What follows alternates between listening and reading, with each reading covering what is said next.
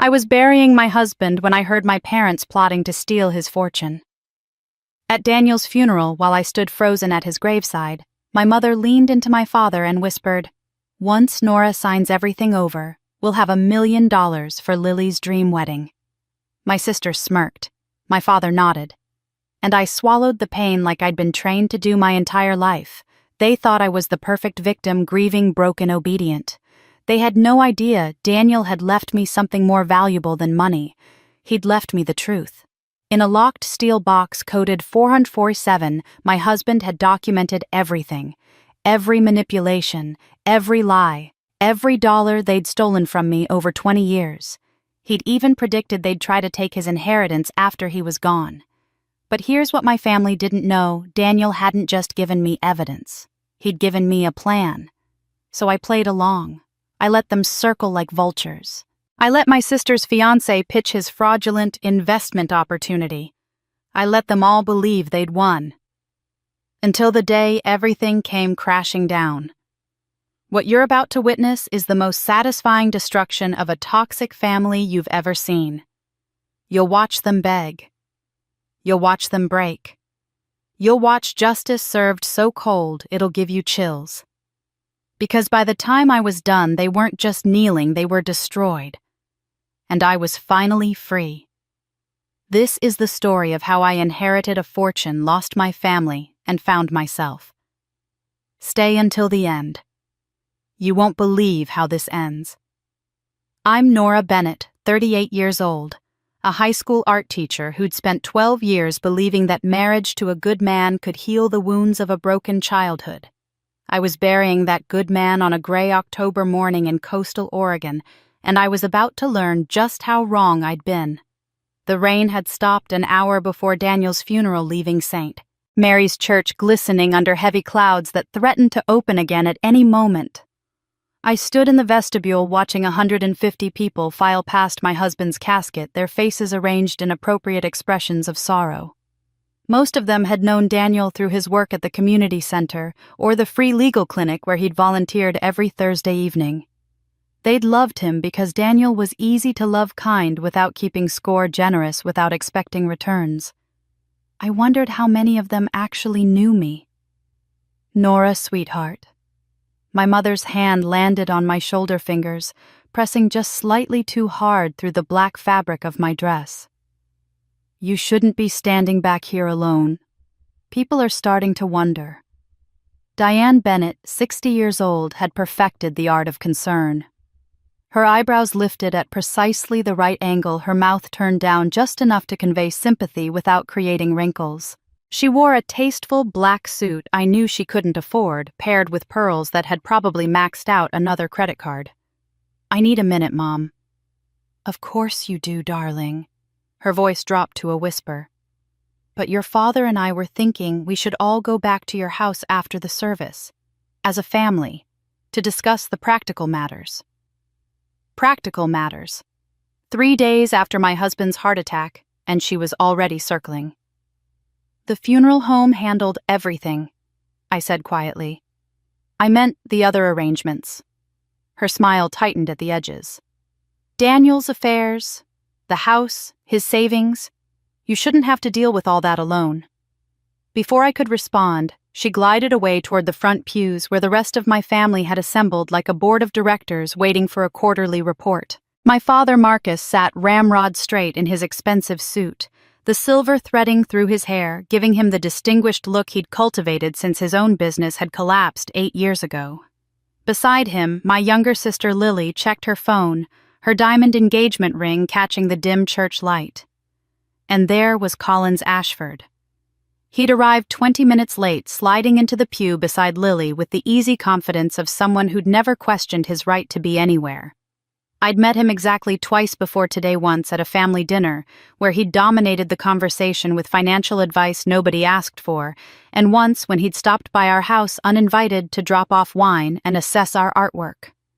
35 years old, handsome in that practiced way a financial advisor who'd somehow convinced my sister he was her ticket to the life she deserved. The organ swelled, pulling me from my thoughts. Father Michael took his place at the altar. Tom Martinez appeared at my elbow. Daniel's best friend from college, his weathered face creased with the kind of grief that came from genuine loss. "Ruby saved you a seat," he said gently, nodding toward the second row. "Aisle side. Easy escape if you need it." Ruby Chen had lived next door to us for 6 years. 70 years old, sharp as cut glass, she'd brought us soup when we were sick and told me 3 days ago that if anyone tried to take advantage of me and my grief, she'd make them regret being born. I believed her. I walked down that aisle feeling every eye track my movement. The widow, 38 and adrift. They'd be wondering about the inheritance, about what Daniel had left behind, about whether I'd be able to keep the house. That's what people did at funerals. They measured loss in assets. Ruby stood as I reached her, pulling me into a hug that smelled like lavender soap and steel determination. "Right here, baby girl," she whispered. "I've got you." Across the aisle, Aunt Helen dabbed at dry eyes with an embroidered handkerchief. My father's older sister, the family matriarch, she'd been telling me since I was 19, that family loyalty was sacred, that blood came before everything else, that a good daughter never forgot where she came from. The service passed in a blur of hymns and eulogies. Father Michael spoke about Daniel's generosity, his commitment to justice, his love for his wife. Sandra Martinez, our attorney, and Daniel's colleague from law school, read a passage from Corinthians about love being patient and kind. People nodded. Some cried. I sat perfectly still, feeling like I was watching everything through glass. When it ended, when they'd lowered Daniel into the ground beside his parents in the church cemetery, my father materialized at my side. "Nora." His voice had that boardroom smoothness he'd never quite lost. "Sandra called about the will reading. Tomorrow at 2 o'clock. Your mother and I will pick you up at 1:30. "I can drive myself." "Nonsense. You shouldn't be alone." He checked his Rolex, the $12,000 watch he'd bought during the good years and refused to sell during the bad ones. "Besides, we should present a united front. Family matters." Before I could argue, Lily appeared with Collins in tow. "Nora, I'm so sorry." My sister's hug was brief, perfunctory. "Collins and I were hoping you might have dinner with us tonight. He has experience with estate planning, and he thought he could help you understand your options." Collins extended his hand, his smile professionally sympathetic. "Mrs. Bennett, I know this is overwhelming, but inheritance requires careful management. I'd be happy to review everything with you, no charge. Just family helping family." His handshake lasted 3 seconds too long. Ruby appeared like a force of nature in sensible shoes. "Nora's done for today. Come on, honey. Let's get you home." That night, alone in the Craftsman bungalow Daniel and I had bought 7 years ago, I walked out to the lavender garden he'd planted in our backyard. The purple blooms were still vibrant despite the October chill. He'd proposed to me in a lavender field in Provence, saying I deserved beauty every single day. My phone buzzed with texts. "Mom. Thinking of you, sweetheart. Tomorrow will bring clarity. Lily Collins really can help. He's brilliant with money. Aunt Helen family is everything, especially now." I turned off my phone and stood among the lavender, breathing in the scent that always reminded me of Daniel's promises. Tomorrow I would sit in Sandra's office and learn what my husband had left me. Tomorrow my family would show their hands. By tomorrow, everything I knew about my family would shatter. Sandra Martinez's law office occupied the 3rd floor of a restored Victorian building overlooking the harbor. I'd been here dozens of times over the years, meeting Daniel for lunch or dropping off documents, but I'd never noticed how the afternoon light slanted through the tall windows, turning everything the color of old honey. Maybe grief changed how you saw the world, or maybe I was finally paying attention. My parents arrived exactly on time, my father in his navy suit, my mother carrying a leather portfolio as if she were attending a business meeting. Lily came separately with Collins, who'd somehow acquired an expensive briefcase between yesterday's funeral and today's reading. Aunt Helen swept in wearing black Chanel, her presence filling the waiting room like she owned it. Sandra greeted us with the kind of professional warmth that didn't invite intimacy. She'd been Daniel's study partner in law school, his colleague at the clinic, and one of the few people who'd seen how my family operated over the years. Her dark eyes missed nothing as she ushered us into the conference room. We arranged ourselves around the polished table like opposing chess pieces. My parents flanked me on one side. Lily and Collins sat across from us. Aunt Helen positioned herself at the far end, the family elder presiding over the proceedings. Sandra took her seat at the head of the table and opened a manila folder. "Thank you all for coming. I'll keep this straightforward. Daniel was very specific about his wishes." My mother's hand found mine under the table, squeezing with what someone else might have mistaken for comfort. My father leaned forward, his attention laser-focused on Sandra's face. "The estate consists of two primary components." Sandra began, her voice steady and clear. "First, liquid assets totaling $1.2 million held in various accounts and investments. Second, the residential property at 447 Lavender Lane, professionally appraised at $800,000. She paused, looking directly at me. "The entire estate valued at $2 million transfers to Nora Bennett as sole beneficiary." The silence that followed felt like the moment before a wave breaks. My mother's hand went limp in mine. My father's jaw tightened almost imperceptibly. Across the table, Lily's eyes widened, and Collins sat up straighter, suddenly alert, in a way he hadn't been seconds before. $2 million, my father said slowly, as if testing the weight of the words. "That's quite substantial." "Daniel was an excellent investor," Sandra said neutrally. "He was also very deliberate about asset protection." She slid a document across the table to me. "Nora, the estate includes specific trust provisions. While you have complete control over the principal and all investment decisions, there are restrictions regarding distributions to extended family members." My stomach dropped. Daniel had known. Somehow he'd known exactly what would happen. "What kind of restrictions?" Aunt Helen's voice carried that edge of authority she used when she expected immediate compliance. Sandra didn't flinch. "Any financial gifts or loans to family members are capped at $10,000 per person per year for the first 6 months following Daniel's death. After that period, the cap remains at $10,000 annually, unless Nora chooses to dissolve the restriction through a formal legal process." $10,000? My mother's voice climbed half an octave. "That's absurd. Nora would never be so selfish as to hoard everything while her family struggles." "It's not about being selfish, Mrs. Bennett," Sandra said calmly. "It's about protection. Daniel was very clear that this inheritance represents Nora's security and future, not an obligation to subsidize others." Collins leaned forward, his expression shifting into what I recognized as his professional mode. "Ms. Martinez, these kinds of restrictions can be challenged. If Nora wants to help her family, and I'm certain she does, there are legal mechanisms to restructure the trust for more flexibility." "The trust is ironclad," Sandra replied, meeting his gaze without blinking.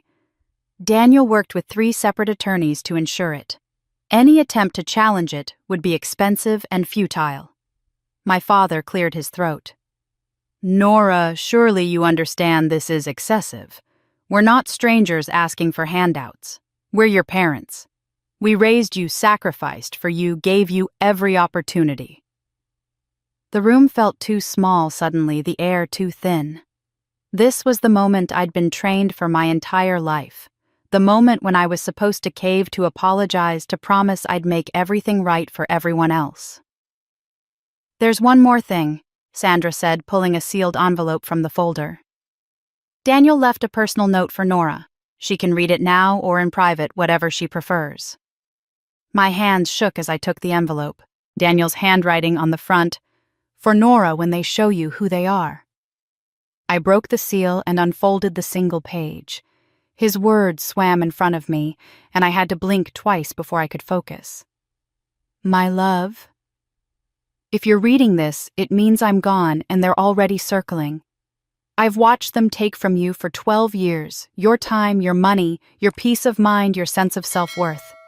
I've watched you give and give because you thought that's what family meant. This inheritance is your freedom, not their paycheck. You owe them nothing. The restrictions aren't because I don't trust you. They're because I knew you'd need permission to finally say no. Consider this that permission. You are enough exactly as you are without earning it or proving it or paying for it. Be free, my darling. That's all I ever wanted for you. I folded the letter carefully, my vision blurring. Around the table, my family waited like predators who'd spotted weakness. Well, Lily's voice had developed a sharp edge I'd never heard before. What did he say? It's private, I managed. Private. My mother laughed, but there was no humor in it. Nora, this affects all of us.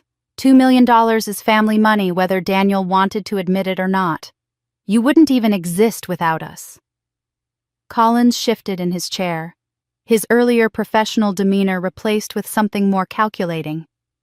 Mrs. Bennett, I hope you'll consider letting me help you manage this windfall. $2 million requires sophisticated planning. Estate tax implications, investment strategies, wealth preservation. You'll need expert guidance. She has expert guidance, Sandra said icily. She has me. Aunt Helen rose from her chair, drawing everyone's attention. Nora, dear, I think we should discuss this as a family without legal interference. Perhaps over dinner tonight. Just us. The walls were closing in. Every face around that table wore a different version of the same expression, entitlement wrapped in concern, greed disguised as love. I need time to process this, I said, standing on legs that felt uncertain. I'll call you all when I'm ready to talk. My father stood too, his hand shooting out to grip my arm just above the elbow, his fingers dug in hard enough to bruise. We need to talk, he said, his voice low and urgent. Today, before you make any decisions you'll regret. I looked down at his hand on my arm, then up at his face. For the first time in 38 years, I saw him clearly not as my father, but as a man who'd been waiting his entire life for this moment. Let go of me, I said quietly. He released my arm slowly, his expression shifting into something I couldn't quite read. Disappointment, maybe, or the first flicker of understanding that the daughter he thought he knew had just become someone else entirely. My father's hand gripped too tight. We need to talk. The calls started that same evening. My mother first, her voice trembling with manufactured hurt. Your father didn't mean to grab you like that, sweetheart. He's just worried about you making rash decisions in your grief. Then Lily, somehow having already calculated exactly how much her dream wedding would cost and how reasonable it would be for me to contribute. Aunt Helen called at 10 o'clock at night to remind me that family debts were generational, that my grandparents had helped my parents. My parents had raised me, and now it was my turn to lift everyone up. By the third day, I'd received 47 calls and 62 text messages, each one a different variation on the same theme. I was selfish. I was forgetting where I came from. I was letting Daniel's death turn me into someone they didn't recognize. My cousin Jennifer needed help with medical bills. Uncle Paul's business was struggling. Aunt Helen's roof needed replacing. The list grew longer every day, each request backed by detailed explanations of why their crisis was urgent and my wealth was excessive. I stopped answering the phone. They started showing up at my door. On day 5, my mother appeared with grocery bags she insisted on unpacking in my kitchen, talking the entire time about my father's sleep apnea treatment that insurance wouldn't cover. On day 6, Lily brought Collins, who'd prepared a portfolio of investment opportunities that just happened to require immediate capital. On day 7, 3 cousins I hadn't seen in 5 years arrived with their children reminiscing about family gatherings while their kids tracked mud through my living room. The family meeting happened on Sunday, exactly 1 week after the will reading. My mother called it a Bennett Family Summit, as if we were a corporation rather than a collection of people who shared DNA. 12 of them showed up at my parents' house, and the phone call informing me of the gathering made it clear that my absence would be noted and judged. I walked into that living room and saw immediately that this had been choreographed. They'd arranged themselves like an intervention, sitting in a semicircle with one empty chair positioned in the center. My parents anchored the group with Lily and Collins to their right, Aunt Helen to their left, and various cousins, uncles, and family friends filling in the gaps. My mother gestured to the empty chair. "Sit down, honey. We need to have an honest conversation." What followed was 2 hours of coordinated performance. Each person took their turn explaining their circumstances with just enough detail to make it real, just enough emotion to make it compelling. My cousin Mark talked about his daughter's learning disability and the specialized school she needed. Aunt Helen's best friend, Patricia, who I'd known since childhood, described her late husband's medical debt. Uncle Paul brought spreadsheets showing how a $20,000 injection could save his landscaping company and the 3 employees who depended on him. They'd prepared, rehearsed, strategized. Every story led to the same conclusion: I had more money than I could ever need, and they had crises only I could solve. Wasn't family about showing up for each other? Hadn't they shown up for me? My father delivered what I later recognized as the closing argument.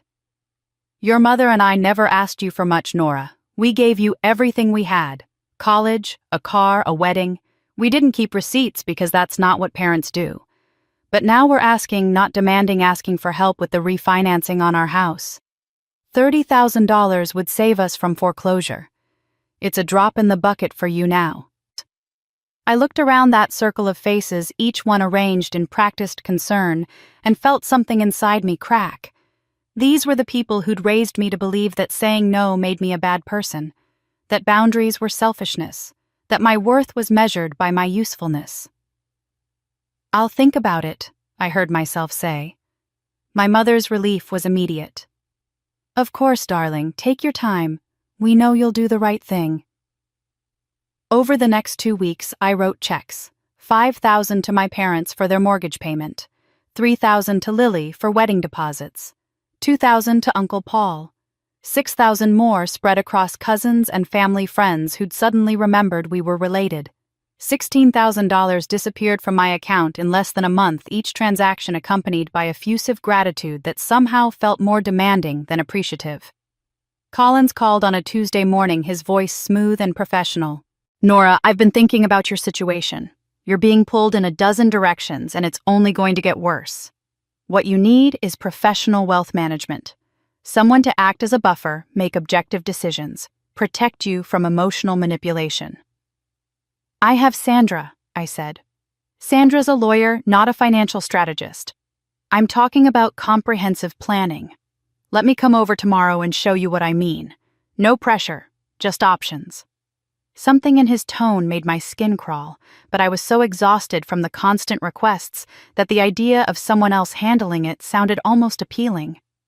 "Maybe," I said, and hated myself for not saying no. That afternoon, while searching for Daniel's insurance papers in his home office, I found the notebook wedged behind a row of law books. Black leather, unassuming, filled with my husband's precise handwriting. The first page was dated 5 years ago, March 15th. Marcus called Nora at work 3 times demanding help with car payment. She gave him $800. This is the 4th time this year. Running total $3,200. My hands started shaking. I flipped through pages and pages of entries, each one documenting a request, an amount, a running total.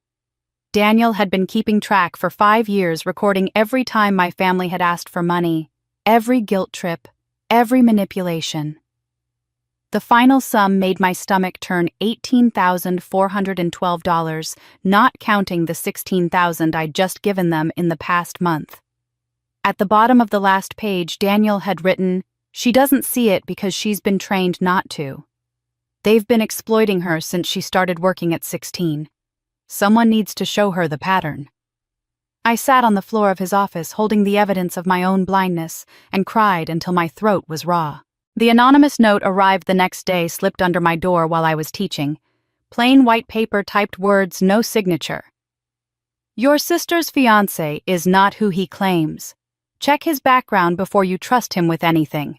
Someone who cares." I stared at those words for a long time, my mind racing. Collins had appeared in our lives 6 months ago, just around the time Daniel would have updated his will. He'd positioned himself as helpful, knowledgeable, trustworthy. He'd offered to manage my inheritance without me ever asking for his help. Daniel's notebook sat on my kitchen table, its pages full of patterns I'd never wanted to see. Now someone was warning me about Collins, and I couldn't shake the feeling that these things were connected. What if Daniel had known something I didn't? The question haunted me through a sleepless night, but I didn't have time to pursue answers. My father called at 7 a.m, his voice tight with barely controlled anger. The $5,000 I'd given them 3 weeks ago was already gone, absorbed by what he called essential expenses. Their second mortgage payment was due in 10 days, and they needed another $8,000 immediately. When I hesitated, his tone shifted from demanding to dangerous. "We're about to lose everything, Nora. Our home, our dignity. And you're sitting on $2 million asking questions." The line went dead before I could respond. 2 hours later, Lily appeared at my door without calling. First, her face flushed and her voice higher than usual. She thrust her phone at me, showing a spreadsheet that made my vision blur. Her wedding budget had ballooned to $85,000, venue, catering, flowers, photographer, dress, honeymoon in Bali. Each line item carefully calculated, color-coded, justified. "I know it seems like a lot," she said, following me into my kitchen uninvited. "But Collins and I have been saving for 2 years. We have $30,000 already. We just need help with the rest. You're my only sister, Nora. This is a once-in-a-lifetime event." $55,000, I said slowly, the number sitting heavy in my mouth. "Well, actually, we were hoping you might cover the whole thing, as a wedding gift. Colin says it's traditional for family to contribute, and since you're the only one who can afford it now." She trailed off, her eyes already calculating my surrender. I looked at my baby sister, 28 years old, and convinced that my money was somehow communal property. "I need to think about it."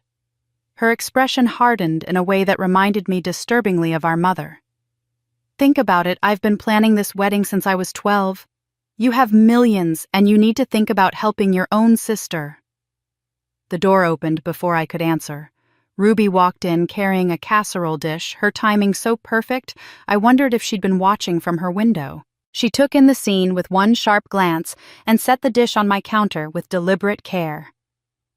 "Morning, Lily," Ruby said, her voice pleasant but her eyes cold. "I didn't realize you were visiting. I can come back." "I was just leaving," Lily said, snatching her phone from my hand. "Think about what I said, Nora. Family is supposed to help family."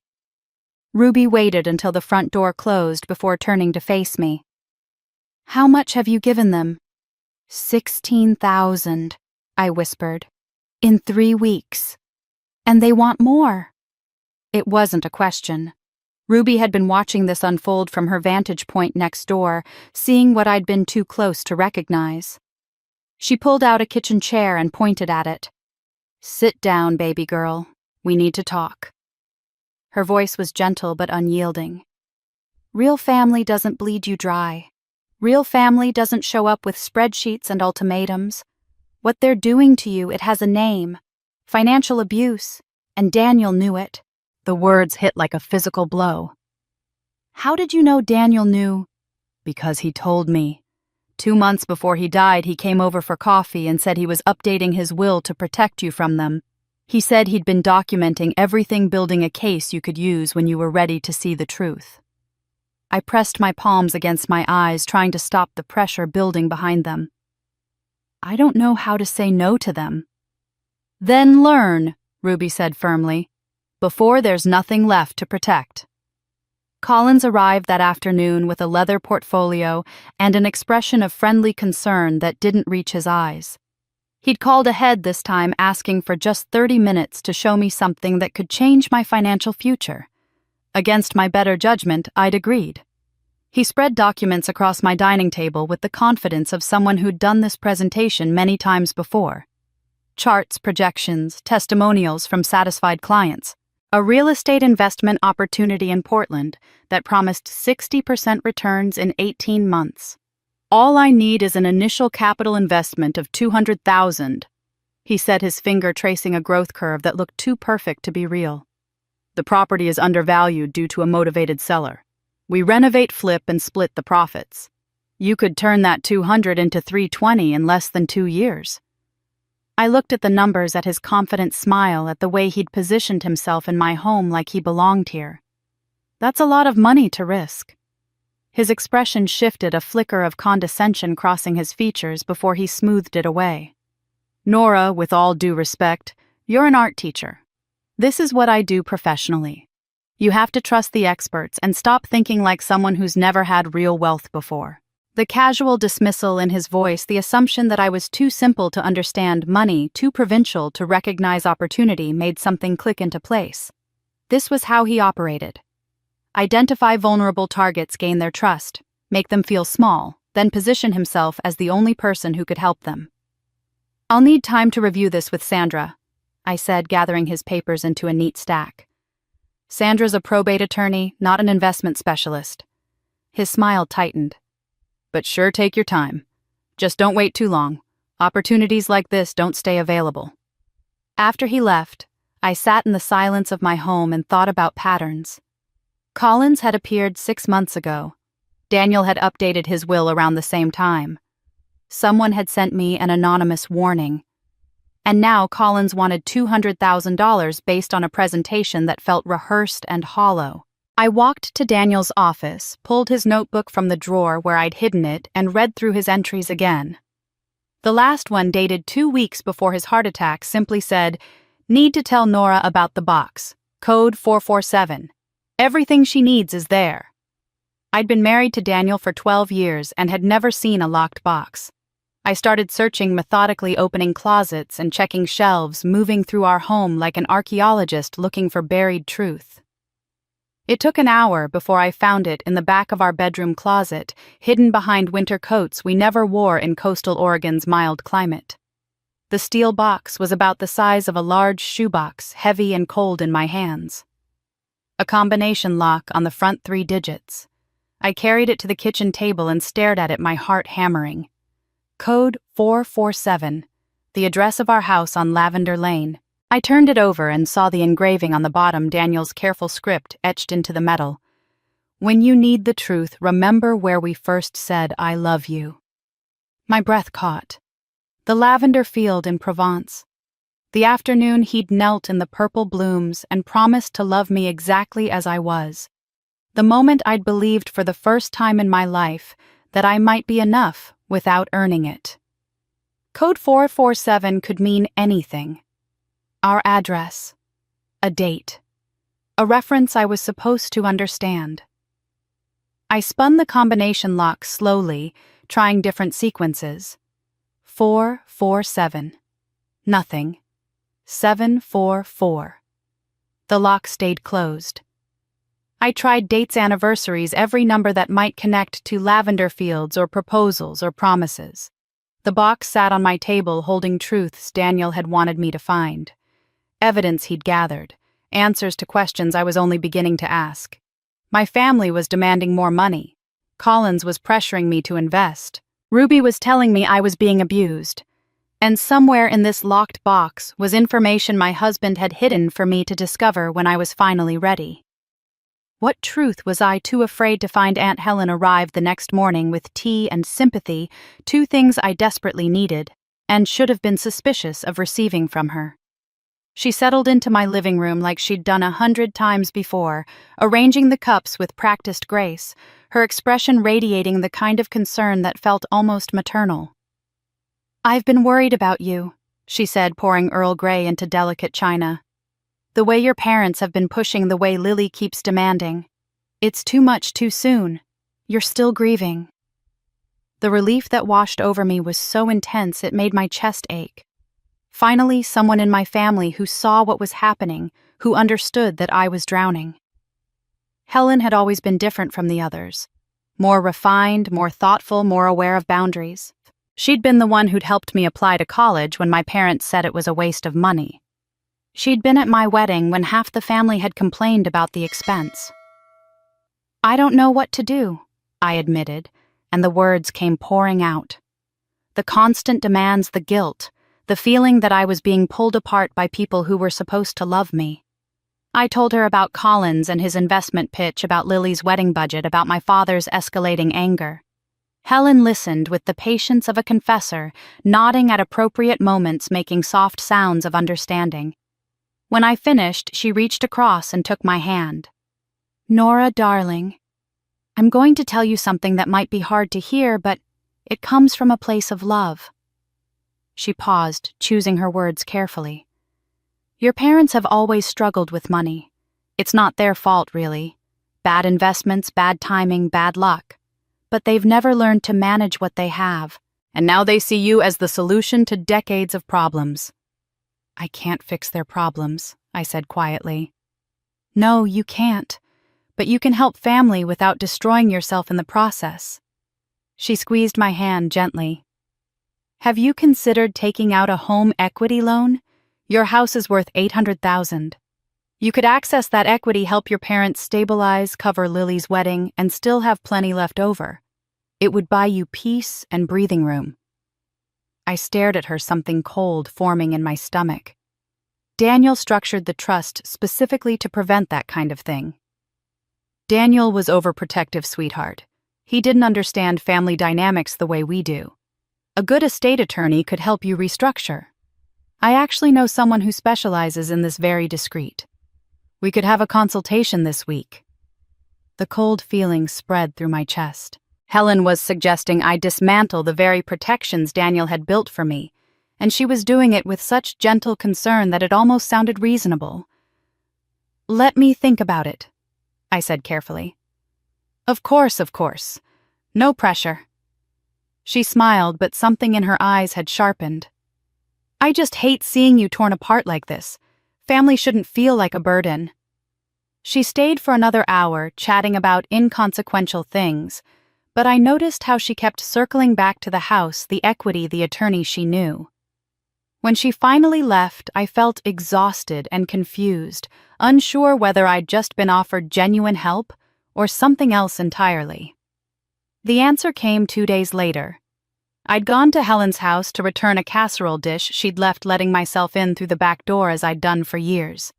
I heard her voice from the study, sharp and businesslike, nothing like the gentle tone she'd used with me. "I'll get her to talk to your attorney by next week. She's close to breaking." A pause. "Yes, the house equity is the easiest path. Once she signs those papers, we can move forward." Another pause, then a laugh that made my skin crawl. "Don't worry, you'll get your cut. 30%, just like we agreed." I stood frozen in the kitchen, the casserole dish cold in my hands.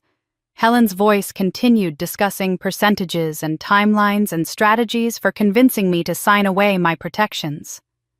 She was working with someone coordinating planning, taking a cut. The betrayal was so complete, it took my breath away. Helen had been my last refuge, the one person in my family I'd believed actually cared about me rather than my inheritance. And she'd been playing me from the beginning, positioning herself as my ally while maneuvering me toward financial decisions that would benefit her and whoever was on the other end of that phone call. I set the dish on the counter silently and left the way I'd come, my mind racing. If Helen was compromised, then I truly had no one left in my family. No one I could trust, no one who saw me as more than an ATM with emotional attachments. The grief of that realization was almost worse than losing Daniel, because at least his death hadn't been a choice. I drove home and sat in my car for 20 minutes trying to decide what to do. Confront her. Cut her off. Tell my parents. But if Helen was coordinating with someone for a 30% cut, who else was involved? How deep did this go? Ruby found me still sitting there when she came out to get her mail. One look at my face and she was opening my car door, pulling me out, guiding me into my house like I was made of glass. What happened? I told her everything. The tea, the sympathy, the suggestion about the home equity loan, the phone conversation I'd overheard. Ruby's expression grew darker with each sentence. "That calculating witch," she said finally. "She's been working you this whole time. I don't know what to do." "You play along," Ruby said firmly. "You let her think it's working, and you gather evidence. Every conversation, every suggestion, every manipulation. You document it all just like Daniel was doing." The mention of Daniel brought me back to the locked box still sitting on my kitchen table. "I can't open it. I've tried every combination I can think of." "Have you talked to Tom?" I shook my head. Tom had been keeping his distance, giving me space to grieve, but Ruby pulled out her phone and called him before I could protest. He arrived within the hour, his weathered face creasing with concern when he saw me. "Daniel told me something about a month before he died," Tom said after I'd explained about the box. "He said if anything happened to him, I needed to make sure you found box 447 and knew the code. He made me memorize it. Said you'd figure out most of it yourself, but you might need help with the last piece." My heart was pounding. "What's the code? 447, same as your address. He said you'd be looking for something complicated, some hidden meaning, but he wanted it simple. Something you could remember even in grief." I'd been overthinking it, searching for symbolism and secret messages, when Daniel had chosen the most obvious combination possible. Our home address. The place where we'd built our life together. Of course. I walked to the kitchen table with Tom and Ruby following. My hands shook as I spun the combination lock. 4, 4, 7. The lock clicked open with a sound that seemed impossibly loud in the quiet kitchen.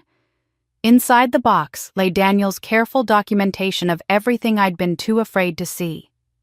Bank statements, recorded conversations, a ledger tracking years of exploitation, letters he'd never sent, and a note on top in his precise handwriting, "For Nora when she's ready to fight back."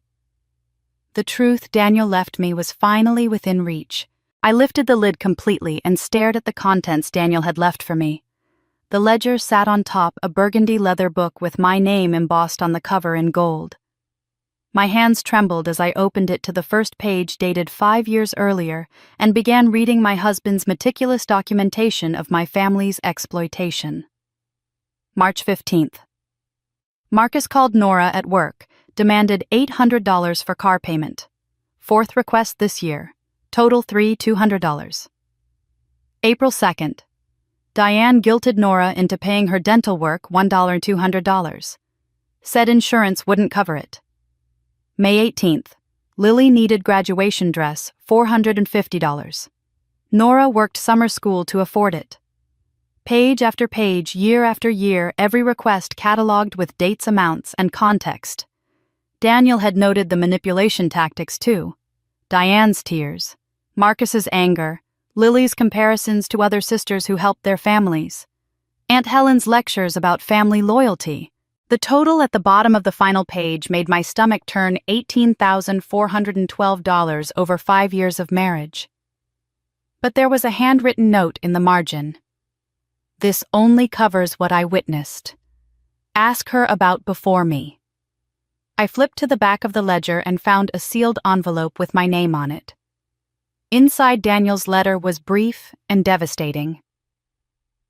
"My love, by the time you read this, I'll be gone and they'll be circling. This ledger only shows what happened during our marriage. I suspect this pattern started long before me, probably when you got your first job at 16. You've been their ATM for your entire adult life, but you couldn't see it because they trained you not to. Document everything from now on. Trust Sandra, trust Tom and Ruby. Don't trust anyone with your last name. I love you. Be free." The realization crashed over me like cold water. 22 years. From the day I'd started working at the grocery store at 16, earning minimum wage and handing over money for family emergencies that never seemed to end. My first car that I'd bought, but my father had driven into the ground. My college fund that had somehow evaporated to pay for my mother's medical bills and my sister's school trips. I'd never had money because I'd never been allowed to keep it.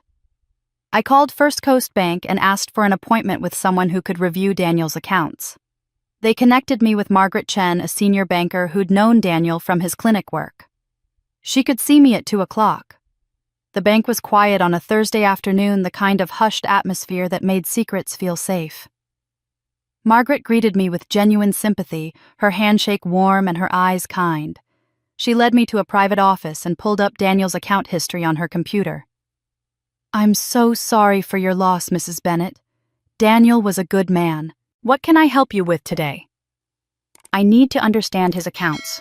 Whether anyone else had access, whether there were any unusual attempts to access them. Margaret's expression shifted, becoming more guarded. What kind of attempts are you asking about? Any kind, especially in the months before he died. She typed for several moments, her face illuminated by the blue glow of the screen. When she looked up, her expression had hardened. Mrs. Bennet, are you aware that someone attempted to file a power of attorney on your husband's accounts 3 months before his death? The room tilted. What? It was flagged by our fraud department and denied. The documentation appeared forged. Your husband was contacted immediately, and he confirmed he'd never authorized it. We filed an internal report, but he chose not to pursue legal action at the time. Who submitted it?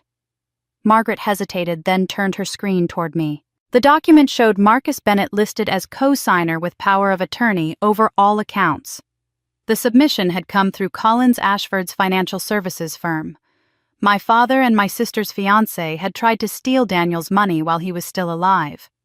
I drove straight to Sandra's office, not calling ahead, not caring that I probably looked unhinged. Her assistant took one look at my face and buzzed me through immediately. Sandra closed her door and listened while I explained everything. The ledger, the bank documents, the forged power of attorney, Collins's involvement, my father's signature.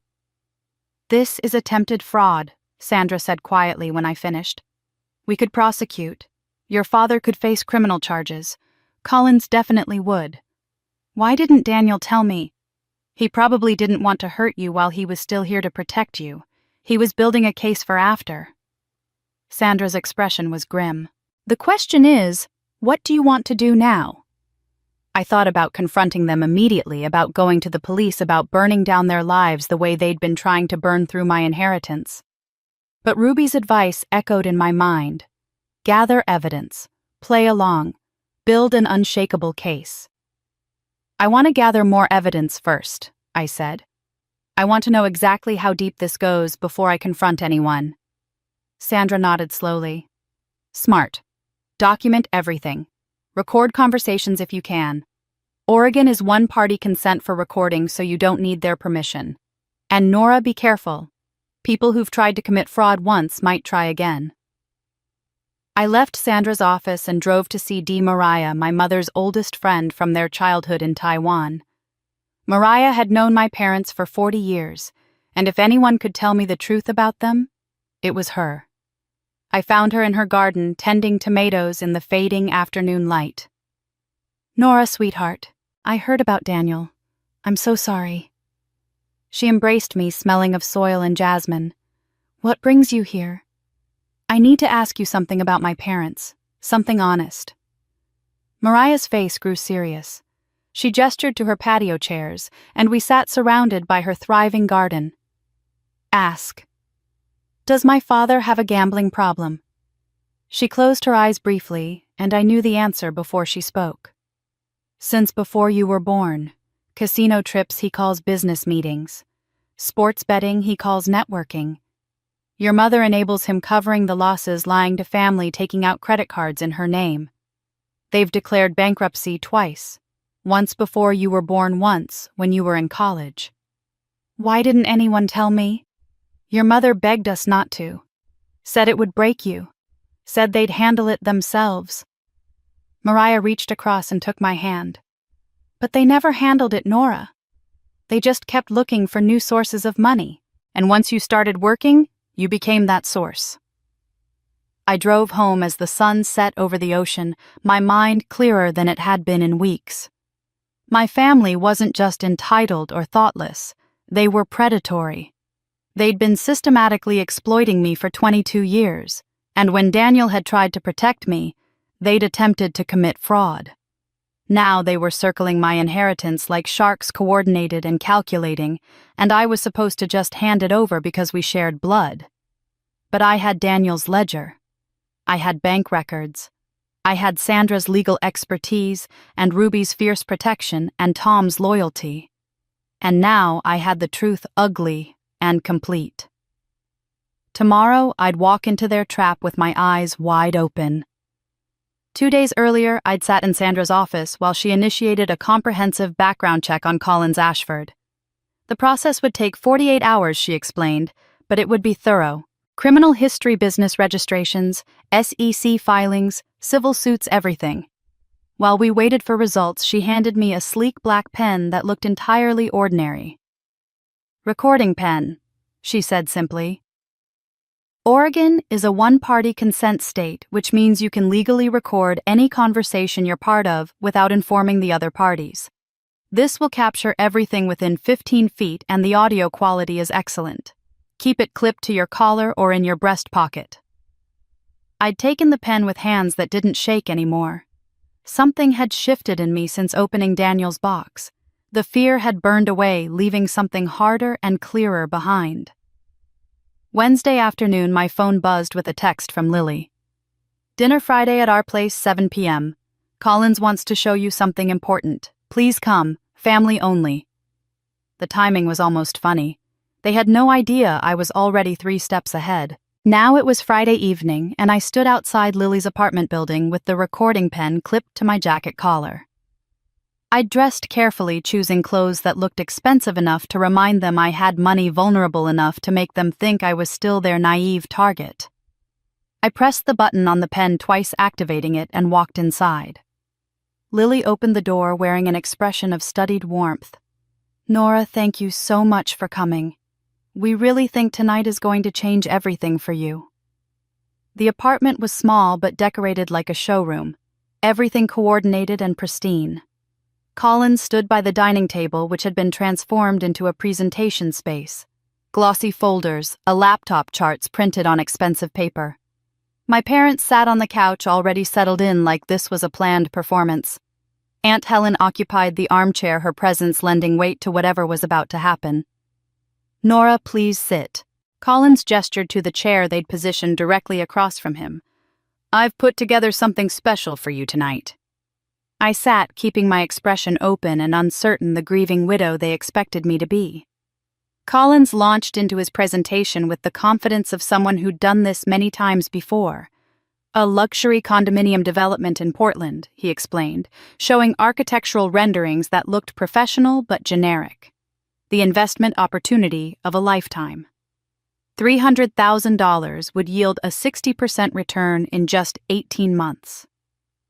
"The developer is a personal contact," Collins said smoothly. "This isn't available to the general public. You'd be getting in on the ground floor of something extraordinary." I watched him gesture at his charts, noting how the details remained persistently vague. No company name visible on any documents, no specific addresses, no contractor information, just promises and percentages and pressure. "It sounds almost too good to be true," I said carefully, playing my role. "How did you find out about this opportunity?" Collins smiled, and I saw the flash of ego cross his face. "I have extensive connections in real estate investment. When your sister told me about Daniel's accounts at First Coast, I immediately started researching investment opportunities that would be appropriate for your family's wealth level." The admission hung in the air. Lily had told him about Daniel's bank accounts. He'd researched us, targeted us, positioned himself for this exact moment, and he'd just confessed it on tape. "That was very thoughtful of you," I said, letting admiration color my voice. My father leaned forward, his expression intense. "Nora, this is exactly the kind of smart investment Daniel would have wanted you to make, growing your wealth instead of just sitting on it." "And it would help all of us," my mother added. "Once you see returns like this, you'll understand that family investments are the safest investments." Aunt Helen nodded sagely. "Your grandfather always said that money should work for the family, not just the individual." I looked around the room at their eager faces, at the coordination that was so obvious now that I knew to look for it. "I'm just worried about having enough. 300,000 is a lot." "You have 2 million," Lily said, her patience clearly thinning. 300,000 is nothing." Collins shot her a warning look, but the damage was done. He recovered quickly, his voice smoothing back into professional mode. "What Lily means is that this represents a modest 15% of your liquid assets. Diversification is key to wealth management." "I suppose you're right." I paused as if gathering courage. There's something else I wanted to talk to you all about since we're together. My mother's expression brightened. Of course, sweetheart. What is it? I've been feeling terrible about not helping more. You've all been asking and I've been hesitant, and I think it's because I've been confused about what's fair. My father exchanged a glance with Aunt Helen. We understand, Nora. Grief makes everything harder. The thing is, I continued, keeping my voice uncertain, I don't know how much I'm supposed to give. What's the right amount? The room went silent for a moment. Then my father cleared his throat.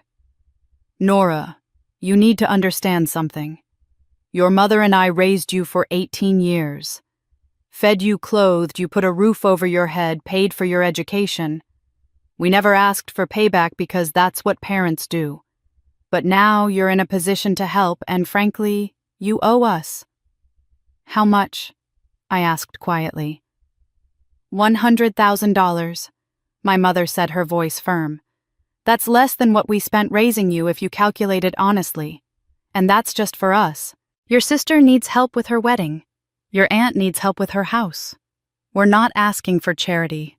We're asking for what's fair. Lily leaned forward, her face intense. Nora, most of that money wouldn't even exist without our family. You met Daniel through a friend I introduced you to. Your whole life we've supported you. Now it's your turn. Collins nodded along his expression, encouraging. Family obligation is a real thing, Nora. In many cultures, it would be expected that you'd support your parents in their retirement. $100,000 is actually quite reasonable. I looked at each of them in turn, at the entitlement written across their faces, at the casual way they'd calculated my worth to them. The recording pen captured every word, every intonation, every moment of this coordinated shakedown. I'll need to think about it, I said finally. My father's jaw tightened. Don't think too long. We have bills coming due. I stood gathering my purse. Thank you for dinner, and for the investment information, Collins. I'll review everything carefully. As I walked to my car, I felt the weight of the recording pen in my pocket. Their voices were preserved, now digital evidence of every manipulation, every demand, every lie they'd told themselves about why they deserved my money. Collins admitting Lily had told him about Daniel's accounts, my parents stating I owed them $100,000 for raising me. The coordinated pressure from all of them. I had their voices on tape, every lie, every moment of greed. Saturday morning, I delivered the recording pen to Sandra's office. She listened to the entire dinner conversation twice, her expression growing darker with each revelation. By Sunday afternoon, she'd completed the background check on Collins Ashford and called me with results that made my blood run cold. His real name is Colin Ashworth. Sandra said, her voice tight with controlled anger. He's been using variations of it for years. 2 fraud arrests in California, both cases settled before trial. An SEC investigation in 2019 for running an unregistered investment scheme. Nora, he doesn't have a legitimate financial services firm. The business registration he shows people belongs to a different Collins Ashford in Seattle who has no idea his identity is being borrowed. I sat down heavily in my kitchen chair, staring out at the lavender garden Daniel had planted. Lily has no idea. Lily may not want to know. I also pulled your parents' financial history. Sandra's pause was heavy. They filed for bankruptcy in 2005. Gambling debts and credit card debt totaling over $200,000. They received an $85,000 settlement from a car accident in 2007, and it was gone within 18 months. The pattern suggests your father's gambling problem has never stopped, and your mother has been covering for him by extracting money from anyone she can. The pieces assembled themselves in my mind with sickening clarity. Every emergency had been manufactured. Every crisis had been designed to open my wallet. 22 years of systematic exploitation, and I'd been too conditioned to see it. What do we do now? I asked. Now we build an ironclad case. I want you to conduct a complete financial audit of everything you've given them since you started working. Every check, every cash payment, every bill you've paid on their behalf. Can you do that? I spent Sunday night and all day Monday reconstructing 2 decades of financial abuse. Old bank statements, check registers, credit card records, text messages asking for money. The accounting took hours, but when I finished, the number glowed on my laptop screen like an accusation: $72,316 over 20 years. An average of $3,600 per year every year from the time I was 16 until Daniel died. I walked out to the lavender garden, needing air, needing space to process what I'd discovered. The afternoon sun slanted through the purple blooms, and I remembered the day Daniel had planted them. 7 years ago, just after we'd bought the house. He'd knelt in the dirt and told me he wanted to create a space where I could breathe, where I could remember that I deserved beauty, not because I'd earned it, but because I existed. "I love you," he'd said, his hands muddy and his smile warm. "Not for what you do or give or sacrifice, just for being you." It was the first time anyone had ever said that to me and made me believe it. Standing there now, surrounded by the garden he'd made for me, I understood his metaphor. Lavender bloomed in poor soil, thrived despite neglect, grew stronger when you stopped trying to control it. He'd been trying to show me that I could flourish without the people who'd been poisoning my roots my entire life. I called Sandra back. "I want to do a memorial service for Daniel. 3 weeks from now, at St. Mary's Church." "A memorial? He had a funeral already." "I know, but I want to do something different. Something that celebrates who he really was and what he tried to protect me from. And I want to invite everyone. My family, the community, Daniel's friends. I want witnesses." Sandra was quiet for a long moment. "You're planning to expose them publicly?" "They coordinated publicly. They pressured me in front of 12 people at that family meeting. They deserve a public reckoning." My voice was steady, certain. "Can you help me?" "I can help you. But Nora, once you do this, there's no going back. You'll lose your entire family." "I already lost them. I just didn't know it yet." That evening, I texted my mother asking if we could meet for coffee. She arrived 20 minutes early, her expression eager and calculating.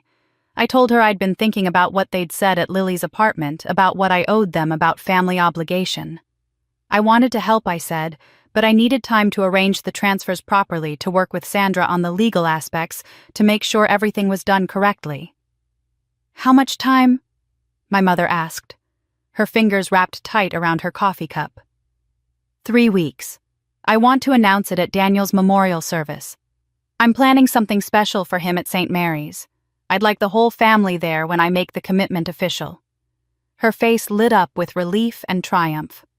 "Oh, Nora, that's wonderful. Your father will be so pleased. And a memorial service is a lovely idea. Daniel deserves to be honored properly." She had no idea she'd just agreed to attend her own exposure. I called Collins next, using the same script. 3 weeks to arrange everything, a memorial service to honor Daniel, an announcement about how I planned to use the inheritance to help family. He bought it completely, his voice smooth with satisfaction as he offered to help coordinate the financial transfers. Ruby and Tom came over that night and I told them everything. The recording Collins's real identity, my parents' bankruptcy, the plan for the memorial. Ruby's expression was fierce with approval. "You're going to destroy them in front of the whole community." "I'm going to tell the truth in front of witnesses," I corrected. "What they do with that is up to them." Tom squeezed my shoulder. His weathered face creased with something like pride. "Daniel would be so proud of you. He always knew you had this strength. He was just waiting for you to find it." Over the next week, Sandra compiled a comprehensive evidence portfolio while I maintained the appearance of compliance. I returned my mother's calls promptly. I met Lily for lunch and let her show me wedding venue options. I responded to Collins's texts about investment strategies with appropriate questions and interest. I played the role they expected, and they never suspected I was documenting everything. I sent out 83 memorial service invitations. To Daniel's colleagues from the legal clinic, to our friends from church, to neighbors and community members, to every relative in my extended family, even the ones I hadn't seen in years, to everyone who needed to witness what was about to happen. My parents called 3 days before the memorial asking if I was sure about doing this, if I was ready to make such a big commitment in front of everyone. I assured them I'd never been more certain about anything in my life. That part, at least, was true. 3 weeks to prepare. Weeks. My hands didn't shake anymore. The transformation didn't happen overnight, but it happened. During those 3 weeks, I started seeing Dr. Patricia Wong, a therapist Sandra had recommended, who specialized in family trauma and financial abuse. In our first session, Dr. Wong asked me a question that cracked something open inside me. When was the last time you did something purely because you wanted to, not because someone else needed you to? I'd sat in her office surrounded by calm gray walls and the scent of lavender from a diffuser and realized I couldn't remember. Every decision I'd made for 22 years had been filtered through other people's needs, other people's expectations, other people's demands. I'd been so busy being useful that I'd forgotten how to simply exist. "Let's start there," Dr. Wong had said gently. "Let's find out who Nora is when nobody's asking her for anything." I started small. I stopped answering texts immediately, letting hours pass before responding. My mother's messages piled up, increasingly anxious about the memorial arrangements, about whether I'd made the financial decisions, about why I wasn't being more communicative. I answered once a day, brief and polite, offering nothing. Collins noticed the change first. His texts became more frequent then, almost frantic. Had I reconsidered the investment opportunity? Did I need him to explain anything else? Was I having second thoughts about helping family? He called twice in one day, and I let both calls go to voicemail. When I finally responded, I kept my message neutral and vague.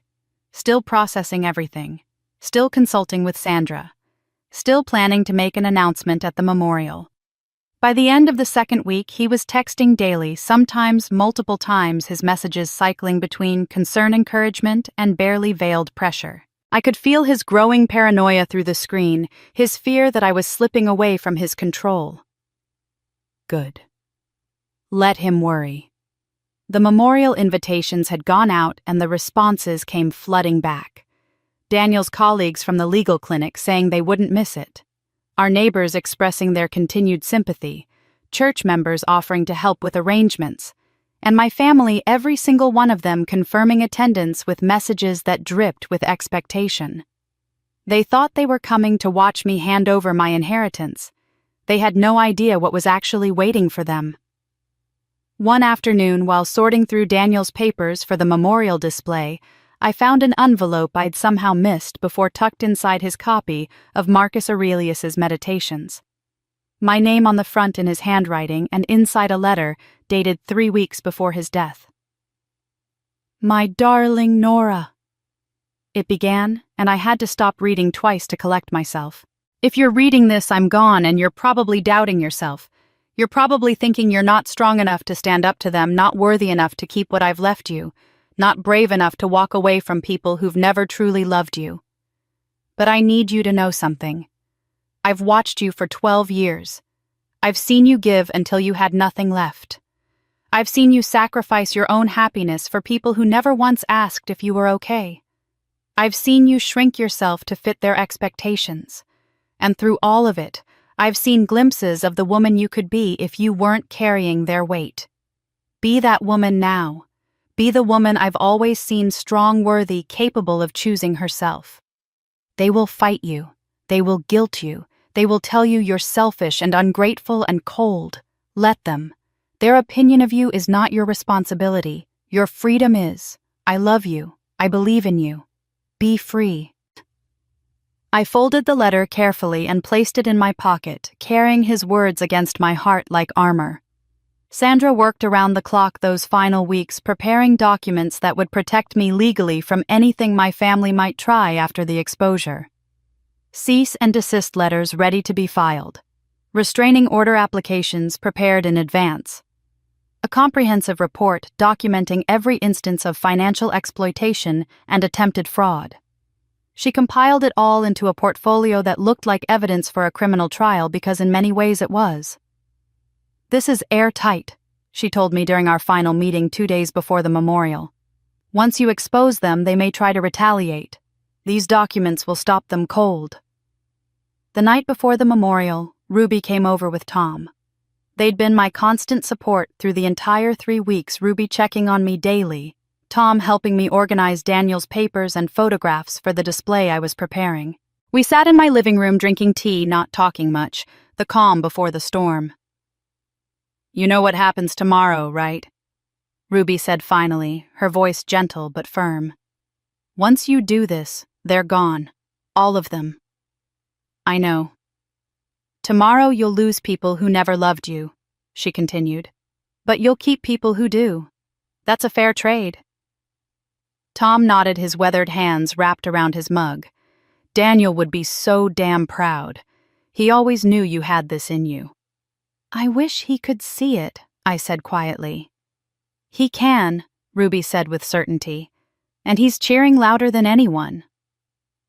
They left at 10, and I sat in the silence of my house thinking about tomorrow. The church would be full. My family would be sitting in the front rows expecting gratitude and generosity. Sandra would be positioned near the back with her portfolio of evidence, and I would stand at the pulpit where Daniel's funeral service had been held just weeks ago and tell the truth about everything they'd done. My phone buzzed at 11. A text from my father. "Looking forward to tomorrow. Nora, time to talk seriously about your responsibilities to family. This inheritance changes everything." I stared at those words, at the casual entitlement in every syllable, at the assumption that my money was somehow communal property simply because we shared DNA. Tomorrow's conversation won't be what he expects, I thought, setting my phone aside. Tomorrow, everything would change, just not in the way he imagined. St. Mary's Church was more crowded than it had been for Daniel's funeral. Over 100 people filled the pews, their faces arranged in expressions of sympathy and curiosity. I stood in the vestibule watching them arrive, my family claiming the front row exactly as I'd known they would.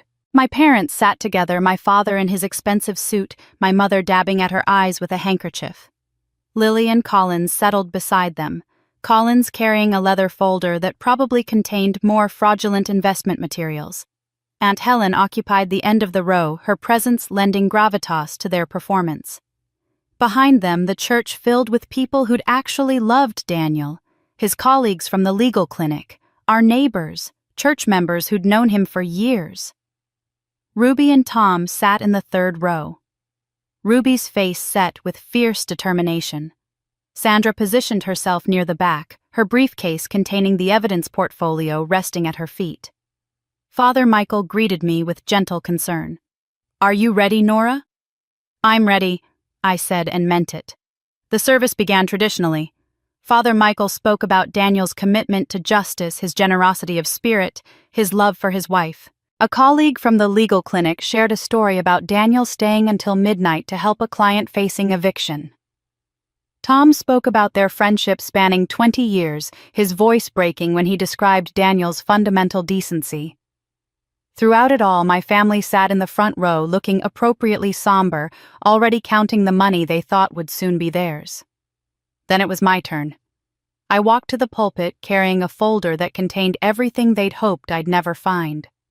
The church fell silent as I looked out over the congregation, my gaze sweeping across familiar faces before settling on my family in the front row.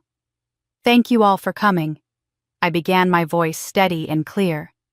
Daniel would have been touched by this turnout. He always believed in community and truth, in the power of witnesses. I paused, letting that word hang in the air. I want to start by talking about love. Real love, the kind Daniel showed me every day of our marriage. He loved me not for what I could give him, but for who I was. He never asked me to prove my worth. He never made me earn his affection.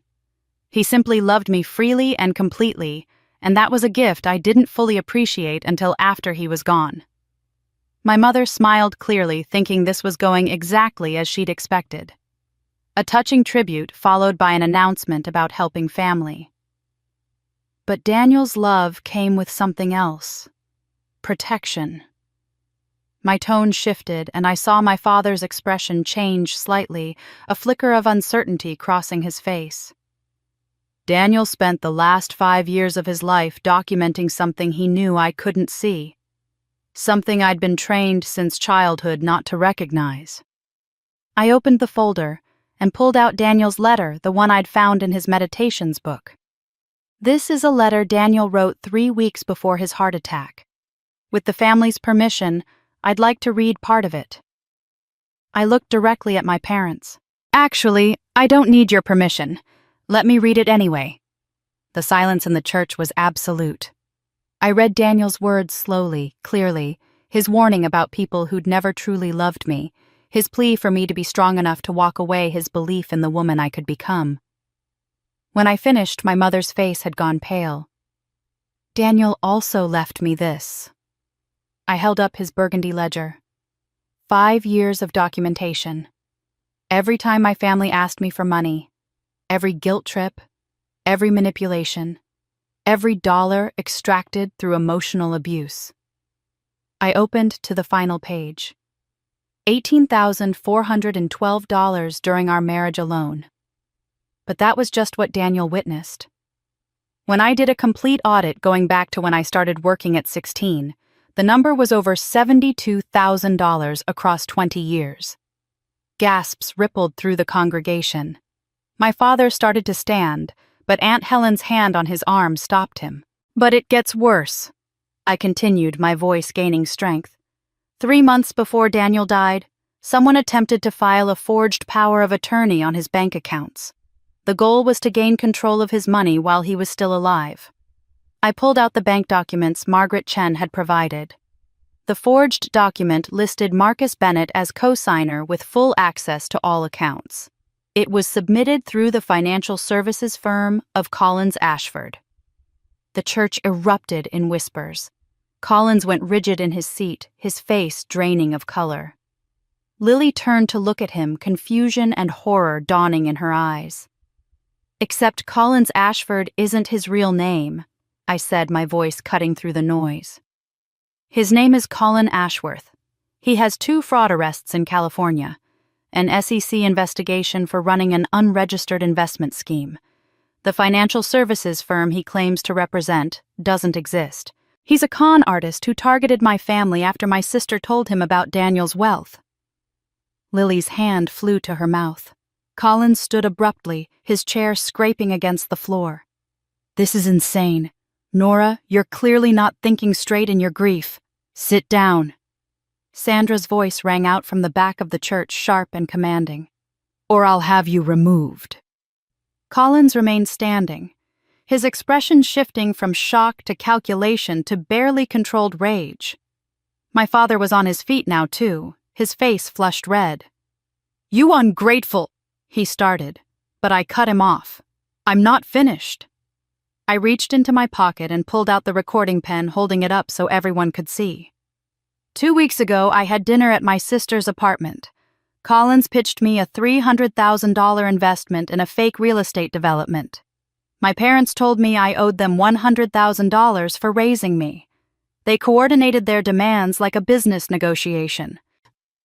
I connected the pen to the church's sound system, the same system that had played hymns at Daniel's funeral. I recorded everything.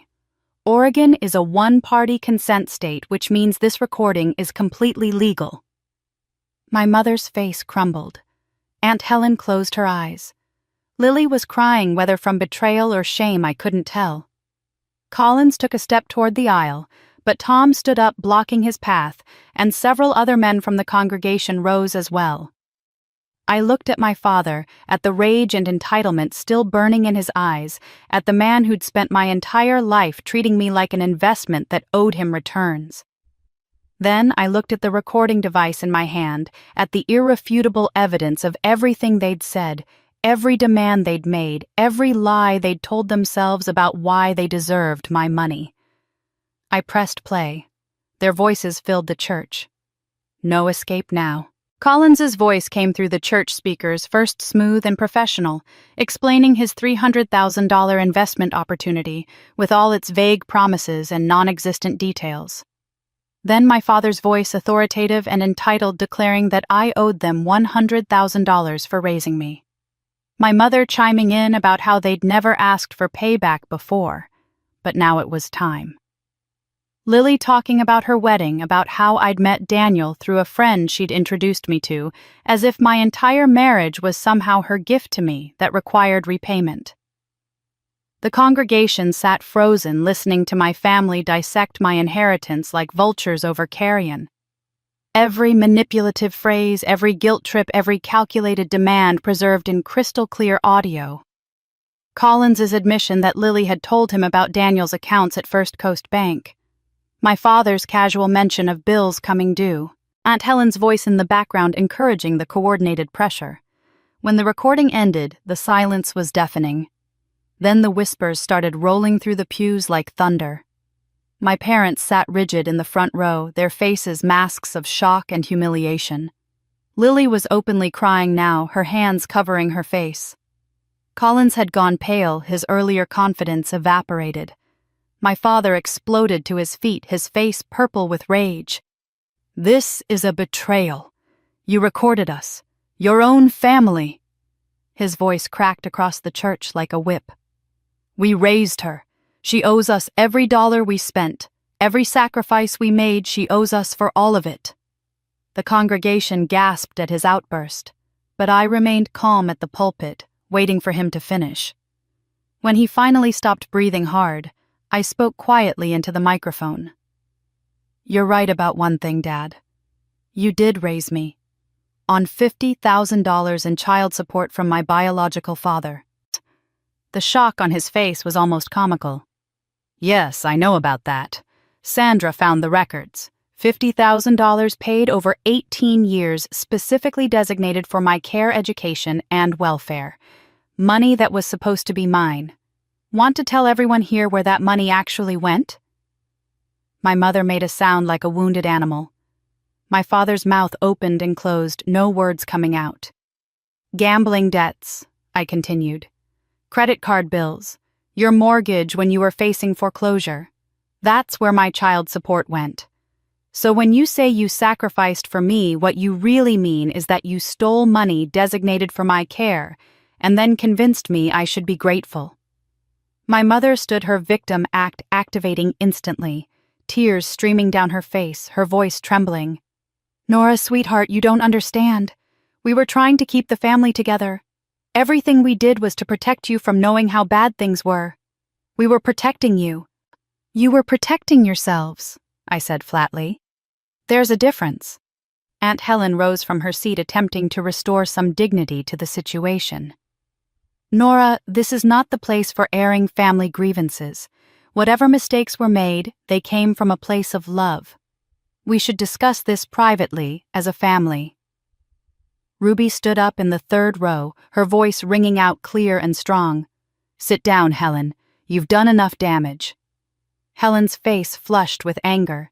"Excuse me, I've been nothing but supportive." "You mean like when you tried to convince Nora to take out a home equity loan so you could get your 30% cut?" Ruby pulled out her own phone, pressing play on a recording. Helen's voice filled the church, the conversation I'd overheard at her house. "I'll get her to talk to your attorney by next week. Once she signs those papers, we can move forward. Don't worry, you'll get your cut. 30%, just like we agreed." Helen sank back into her seat, her expression crumbling. Around her, people from the church who'd trusted her for decades stared in disbelief and disgust. Collins made his move, then lunging toward the aisle with clear intent to escape. Tom intercepted him, his 60-something-year-old frame surprisingly solid. Two other men from the congregation moved to help, forming a barrier. Collins struggled briefly, his veneer of sophistication completely shattered, revealing the desperate con artist underneath. "Get your hands off me," he snarled. "This is assault. I'll sue all of you." "You'll be too busy defending yourself against federal fraud charges," Sandra called from the back, her voice calm and professional. "The FBI has been notified about your activities, Mr. Ashworth. I'd suggest you stop making threats." Lily stood abruptly, her face transformed by a mixture of rage and self-preservation. She turned on Collins, her voice shrill. I didn't know. I swear to God, I didn't know he was using a fake name or had a criminal record. He told me he was a legitimate financial advisor. She looked at me, desperation in her eyes. Nora, you have to believe me. He fooled me too. I would never have brought him into the family if I'd known. Whether she was telling the truth or simply trying to save herself, I couldn't tell. Maybe it was both. Maybe she'd been willfully blind because Collins represented the wealthy lifestyle she'd always wanted. Either way, watching her turn on him so quickly revealed everything about who my sister really was. The congregation was in chaos now, people talking over each other, some standing to get a better view, others shaking their heads in disbelief. Father Michael attempted to restore order, but the truth was too explosive to contain. My family sat in the front row, exposed and humiliated, while behind them 100 witnesses processed what they'd just heard. Then someone started clapping. One person at first, then another, then more, until the church filled with applause. People stood, a standing ovation rippling through the pews. Not for my family's downfall, but for my courage, for speaking truth, for refusing to be a victim anymore. I stood at the pulpit looking out at the sea of faces and felt something shift inside me. These people weren't applauding because I'd destroyed my family. They were celebrating because I'd freed myself, because I'd chosen truth over comfort, justice over peace myself, over people who'd never actually loved me. My parents remained seated, my father's rage slowly giving way to something that looked almost like fear.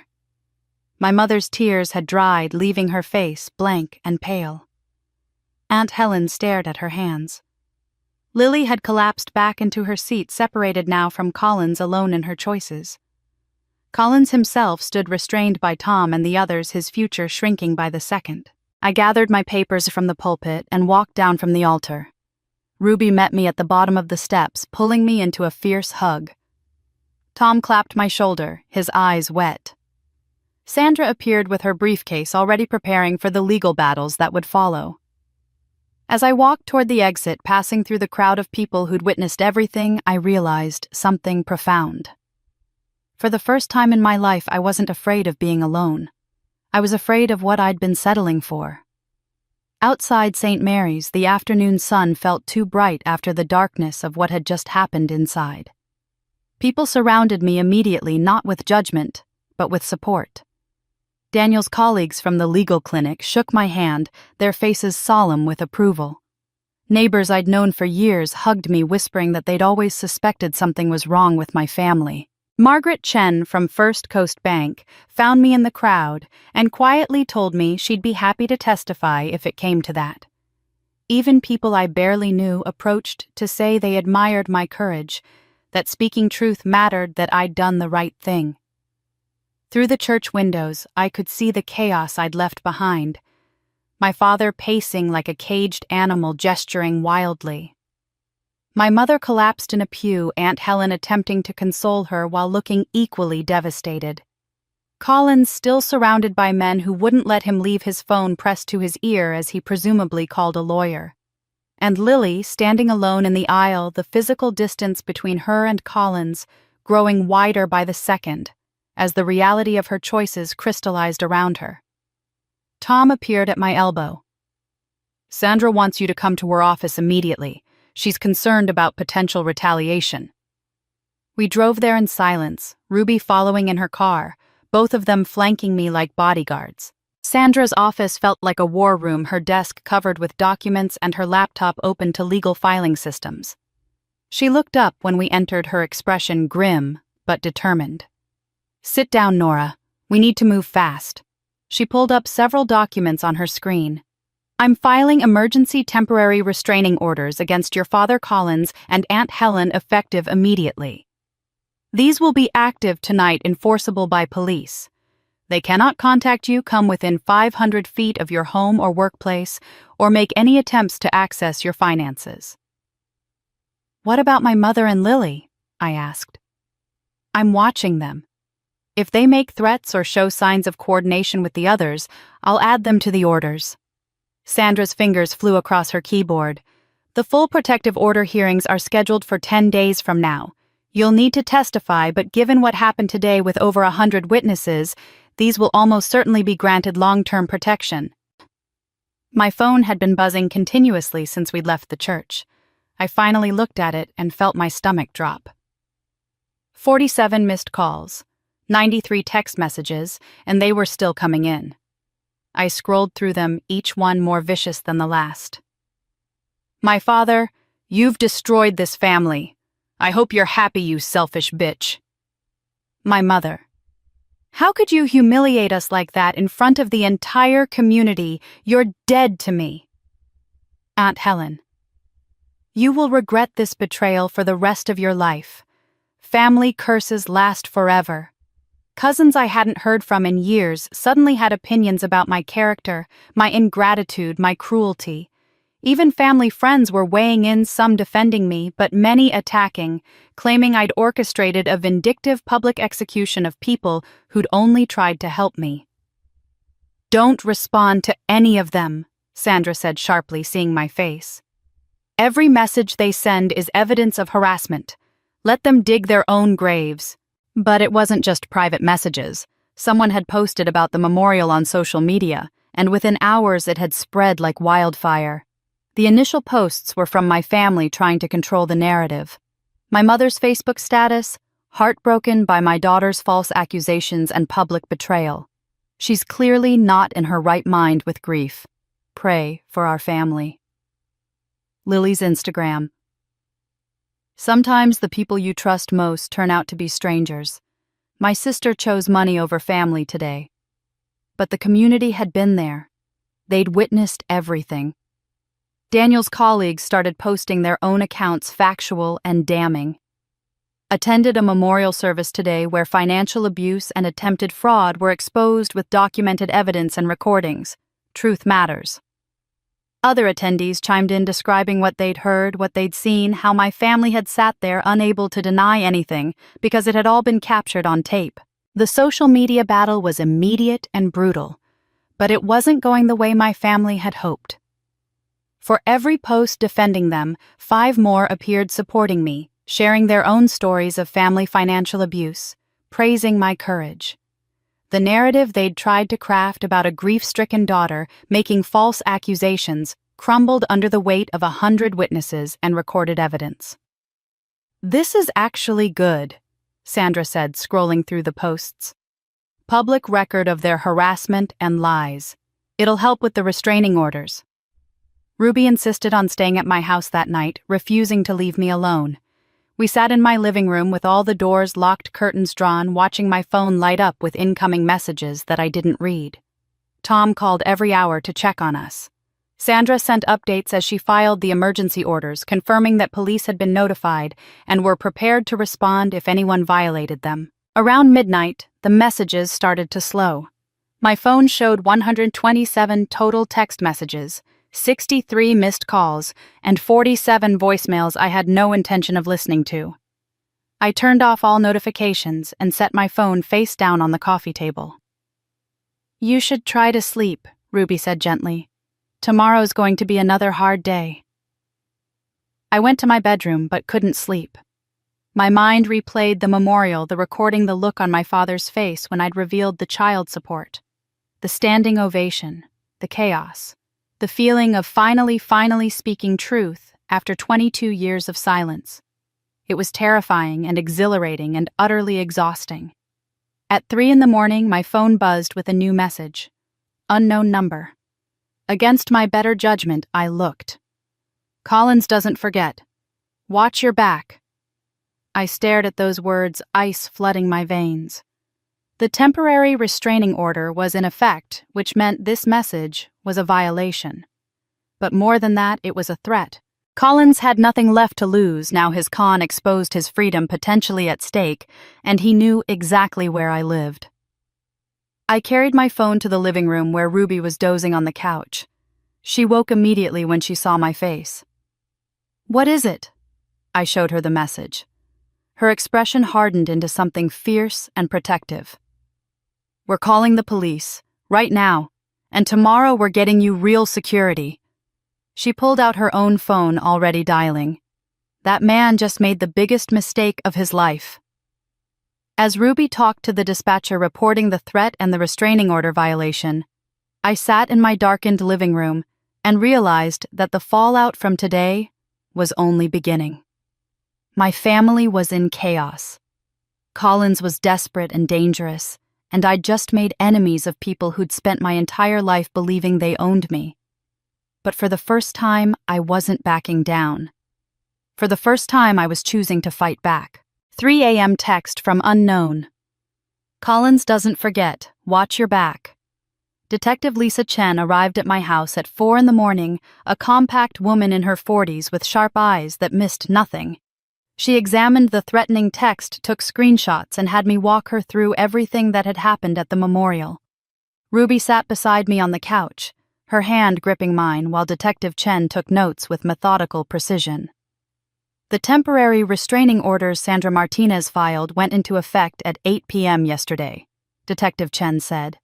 This text came at 3 a.m., which means Collins Ashworth violated a court order within 7 hours of it being active.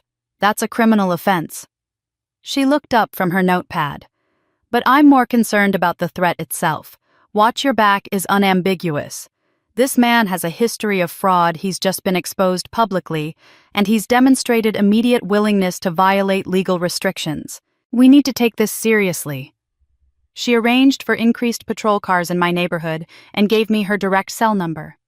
Call me immediately if you see him, if you receive any more messages, if anything feels wrong. Don't wait. Don't second-guess yourself. Her expression softened slightly. What you did yesterday took courage. But it also made you a target. We're going to keep you safe. The temporary restraining orders were formally approved by a judge at 9 that morning. Sandra called with the news, her voice tight with relief. The judge reviewed the evidence from the memorial, the threatening text, and the documented fraud attempt. Orders are in place for your father Collins and Aunt Helen. They cannot contact you, approach you, or come within 500 feet of your home, your workplace, or any location you're known to frequent. Full protective order hearings are scheduled for 10 days from now, but given the circumstances, these will almost certainly be extended long-term. I should have felt safer. Instead, I felt hunted. The stalking started that afternoon. I was driving home from the grocery store when I noticed the silver sedan 3 cars back. It followed me through 4 turns, maintaining distance, but never disappearing. When I pulled into my driveway, it drove past slowly, and I caught a glimpse of Collins behind the wheel. His phone raised like he was taking photos. My hands shook so badly I could barely get my key in the door. I called Detective Chen immediately. She arrived within 15 minutes, but Collins was long gone. He's testing boundaries, she said grimly. Seeing how close he can get without technically violating the 500-foot restriction. I'm going to have officers watch your house tonight. 2 days later, a package appeared on my doorstep. No return address, no postage, just my name written in block letters. Ruby was with me when I found it, and she immediately called Detective Chen before we opened it. The detective arrived with a patrol officer, and they opened the package wearing gloves. Inside were photographs. Me leaving my house, me at the grocery store, me walking to my car at school, me in my backyard garden. Dozens of photos taken over several days, each one a violation, each one a message. I'm watching you. I can get to you anytime I want. Tucked among the photos was a note typed on plain paper. You took everything from me. I'm going to make sure you pay for it. This is just the beginning. Detective Chen's jaw tightened as she examined the evidence. He's escalating. This is organized stalking with clear intent to intimidate. I'm filing additional charges and recommending increased security measures. The next morning, Lily showed up at my door. I watched her through the window for a long moment before answering, noting how she glanced nervously at the street, how her hands twisted together. When I opened the door with my phone recording in my pocket, she launched into what was clearly a rehearsed apology. Nora, I'm so sorry. I didn't know about Collins, I swear. I've been such a fool. I just want my sister back. Can we please talk? Can you forgive me? Her voice cracked with what might have been genuine emotion or excellent acting. I couldn't tell anymore. "Is Collins nearby?" I asked quietly. Her eyes widened, genuine fear flashing across her face. "No, of course not. Why would you?" "Because there's a black SUV parked 3 houses down with someone sitting in the driver's seat." I'd spotted it before opening the door, learned from Collins's silver sedan. "Is that him, Lily?" She turned to look, and I saw the recognition cross her face before she could hide it. "Nora, he made me come here. He wanted to know if you'd talk to me if you'd let me in the house. He's furious about the restraining order. He's talking crazy, saying you ruined his life, that you need to pay." Tears started streaming down her face, and these looked real. "I'm scared of him. I don't know what he's going to do." "You need to leave," I said firmly, "and you need to tell Detective Chen everything. If he's using you to get to me, you're an accomplice." She nodded, backing away from my door, casting frightened glances at the SUV. I watched her walk to her car, watched the SUV start its engine, and follow her as she drove away. The recording device in my pocket had captured everything. My support network materialized around me like a protective shield. Daniel's colleagues from the legal clinic organized a rotation, someone always available if I needed anything. Church members brought meals called daily, offered their homes if I needed a safe place to stay. Maria appeared with her husband, both of them promising to watch my house to be alert for any suspicious activity. Tom installed additional locks on my doors and windows. Ruby barely left my side. In therapy that week, Dr. Wong gave a name to what I'd experienced. "Financial abuse is a form of domestic violence," she explained. "It's about power and control, using money as a weapon to keep victims trapped and compliant. Your family didn't just take your money, Nora. They systematically destroyed your ability to say no, to have boundaries, to believe you deserved anything for yourself. What you're experiencing now, this fear and hypervigilance, it's a trauma response.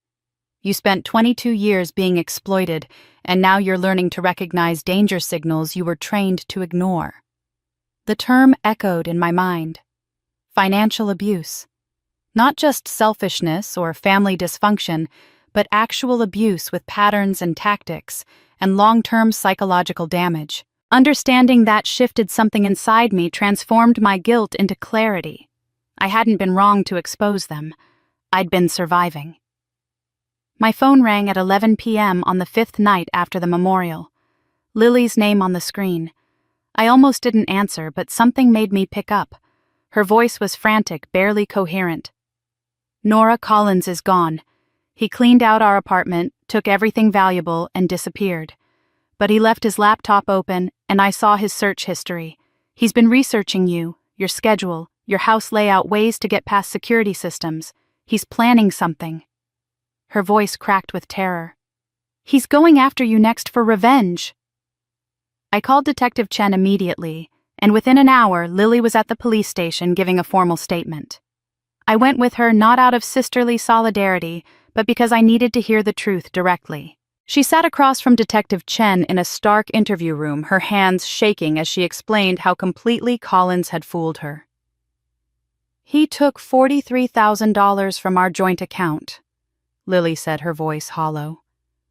"Money I'd saved for the wedding, money my friends had given us as early gifts, everything. I came home from work and the apartment was half empty. His clothes, his laptop, his files all gone. The only thing he left was his old computer, and when I opened it, I found his search history." She looked at me, genuine fear in her eyes. "He'd been researching you obsessively, Nora. Your daily schedule, security systems, even floor plans of houses like yours. There were forums about revenge, about making people pay. He's not just running, he's planning something." Detective Chen exchanged a glance with her partner, something passing between them that made my stomach drop. "Lily, I need to ask you something, and I need complete honesty. Has Collins ever been violent with you?"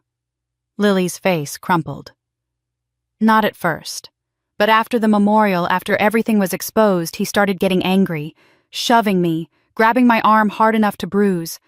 The night before he left, he told me this was all my fault for introducing him to my paranoid bitch of a sister, and that we both deserved what was coming. "We need to show Detective Chen," I said quietly, and Lily pulled up her sleeve to reveal purple and yellow bruises in the clear shape of fingerprints. Detective Chen's expression hardened. "This changes things. Collins Ashworth isn't just a con artist anymore. He's dangerous." She stood opening the interview room door. "Wait here. There's someone you need to meet." The man who entered was tall and composed with silver threading through his dark hair and a FBI badge clipped to his belt. "I'm Special Agent Rodriguez," he said, shaking both our hands. "I've been tracking Colin Ashworth for 3 years. The investigation spilled out across the table as Agent Rodriguez opened his case file. Collins, or Colin as his real name suggested, had been running cons across 4 states for 7 years. Detective Chen had found 2 other victims locally, women named Jessica and Patricia, who'd both filed reports about a financial advisor who'd stolen from them. But Rodriguez's file contained so much more. 15 confirmed victims that we know of, Rodriguez explained, showing us photographs of women ranging from their 20s to their 60s. Over $2 million stolen through various schemes. Real estate investments, business opportunities, wealth management services, all fake. He targets women who've recently come into money either through inheritance, divorce settlements, or insurance payouts. He gains their trust, isolates them from support systems, and then vanishes with everything he can take. I stared at the photographs, seeing my own story reflected in 15 other faces. How did he find them? Public records, obituaries, court filings. He's methodical. He researches his targets for months before making contact. Rodriguez pulled out another document. "In your case, he started researching your family 8 months ago, right around the time your husband Daniel updated his will. We think he was monitoring estate attorney filings looking for substantial inheritances." "Lily didn't bring him to us," I said slowly, the pieces assembling. "He brought himself to Lily." My sister's face went pale. "He approached me at a coffee shop, said he recognized me from somewhere. I thought it was chance, but he knew exactly who I was." Rodriguez nodded. "Classic predator behavior. Make it seem organic, build trust slowly. By the time Daniel died, Collins had positioned himself perfectly to exploit the family chaos he knew would follow." Detective Chen pulled out her phone. "I'm contacting Jessica and Patricia. They need to know about the escalation, and you all need to meet each other." 3 days later, 7 of us gathered in a private room at Sandra's law office. Jessica, a 52-year-old widow who'd lost $200,000 to Collins's fake investment scheme. Patricia, 61, who'd been engaged to Collins under a different name and had her entire retirement savings stolen. 3 other women who'd driven from nearby cities after Agent Rodriguez contacted them. Lily, who sat slightly apart from the group, her guilt written across her face. And me. We called ourselves the survivors of Collins Ashworth. And as we shared our stories, a pattern emerged that was both horrifying and validating. He'd used the same tactics on all of us. The charm, the professional veneer, the way he made us feel special and chosen. The slow isolation from friends and family who might question him. The financial pressure disguised as opportunity. And now, with several of us, the stalking and threats when we'd exposed him or tried to get our money back. "He sent me photos, too," Jessica said quietly. 6 months ago, before I filed charges. Pictures of me at work, at home, at my daughter's school. The police couldn't prove it was him, but I knew. Patricia nodded, her hands clenched together. "He showed up at my house at 3 a.m, banging on my door, screaming that I'd ruined his life by reporting him. I had to get a restraining order." The stories piled up, each one adding weight to Rodriguez's profile. Collins was escalating, becoming more aggressive with each exposure, more willing to cross lines. And I was his most recent failure, the one who'd exposed him most publicly in front of over 100 witnesses with recordings and evidence that had already gone viral on social media. "You're his primary target now," Rodriguez said bluntly. "He's already violated the restraining order multiple times. The stalking, the photos, the threats. He's building toward something, and we need to be prepared." That night, Tom and Ruby moved into my house. Not just staying over, but actually moving in with suitcases and determination. Tom set up in the guest room, Ruby took the office, and they established a schedule ensuring someone was always awake and alert. A professional security company installed an advanced system with cameras covering every angle of the property, motion sensors, and a direct line to police dispatch. "He's not getting near you," Tom said firmly, testing the new locks on the doors. "Daniel asked me to look after you if anything happened to him. I'm not letting him down." Ruby organized the neighborhood watch, enlisting everyone on the block to report suspicious vehicles or unfamiliar people. Mariah and her husband started driving past twice a day. Even people from church volunteered to help with surveillance. I should have felt suffocated by all the attention, all the protection. Instead, I felt held up by people who actually cared whether I lived or died, not what they could extract from me. The alarm went off at 2 a.m, a piercing shriek that had Tom rushing from his room with a baseball bat and Ruby calling 911 before I'd even made it downstairs. The security company dispatch was already on the line, confirming motion detected at the front door. Police were en route. We stood in the living room, Tom blocking me with his body, Ruby gripping her phone, watching the security camera feed on the monitor the company had installed. The front porch was empty, no one visible. But there, illuminated by the porch light, was something that made my blood run cold. A single lavender stem placed carefully on my doorstep. And next to it, written in the dirt of my welcome mat, one word: soon. Police found no sign of Collins on the security footage, just the lavender stem and the message he'd left like a calling card. He'd been careful approaching from an angle the cameras didn't fully cover, leaving his threat and disappearing into the night. Detective Chen photographed everything, bagged the evidence, and told me what I already knew: he was escalating, and time was running out. Sandra called an emergency meeting the next morning at her office. Agent Rodriguez joined us along with Detective Chen and the FBI's media liaison. Sandra spread her hands on the conference table, her expression determined. "We need to flip the script," she said. "Right now, Collins is hunting Nora in the shadows. He's got the advantage because he can move freely, watch her plan his next move while staying hidden. We need to bring him into the light." "Media exposure," Agent Rodriguez said, nodding. "Make him the story instead of the hunter. Once his face is everywhere, someone will recognize him. Someone will report seeing him. The public becomes our eyes." "It's risky," Detective Chen warned. "It could also enrage him further." "He's already enraged," I said quietly. "He left a lavender stem on my doorstep at 2 a.m. He's been researching ways to get to me. Hiding isn't working." Sandra pulled out her phone. "I have a contact at Channel 7 News.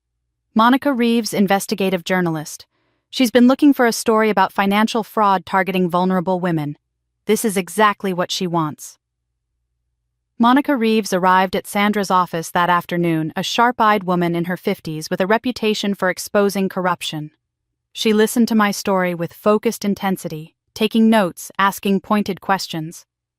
When I mentioned the other victims, her expression sharpened further. "I want to interview all of you," she said.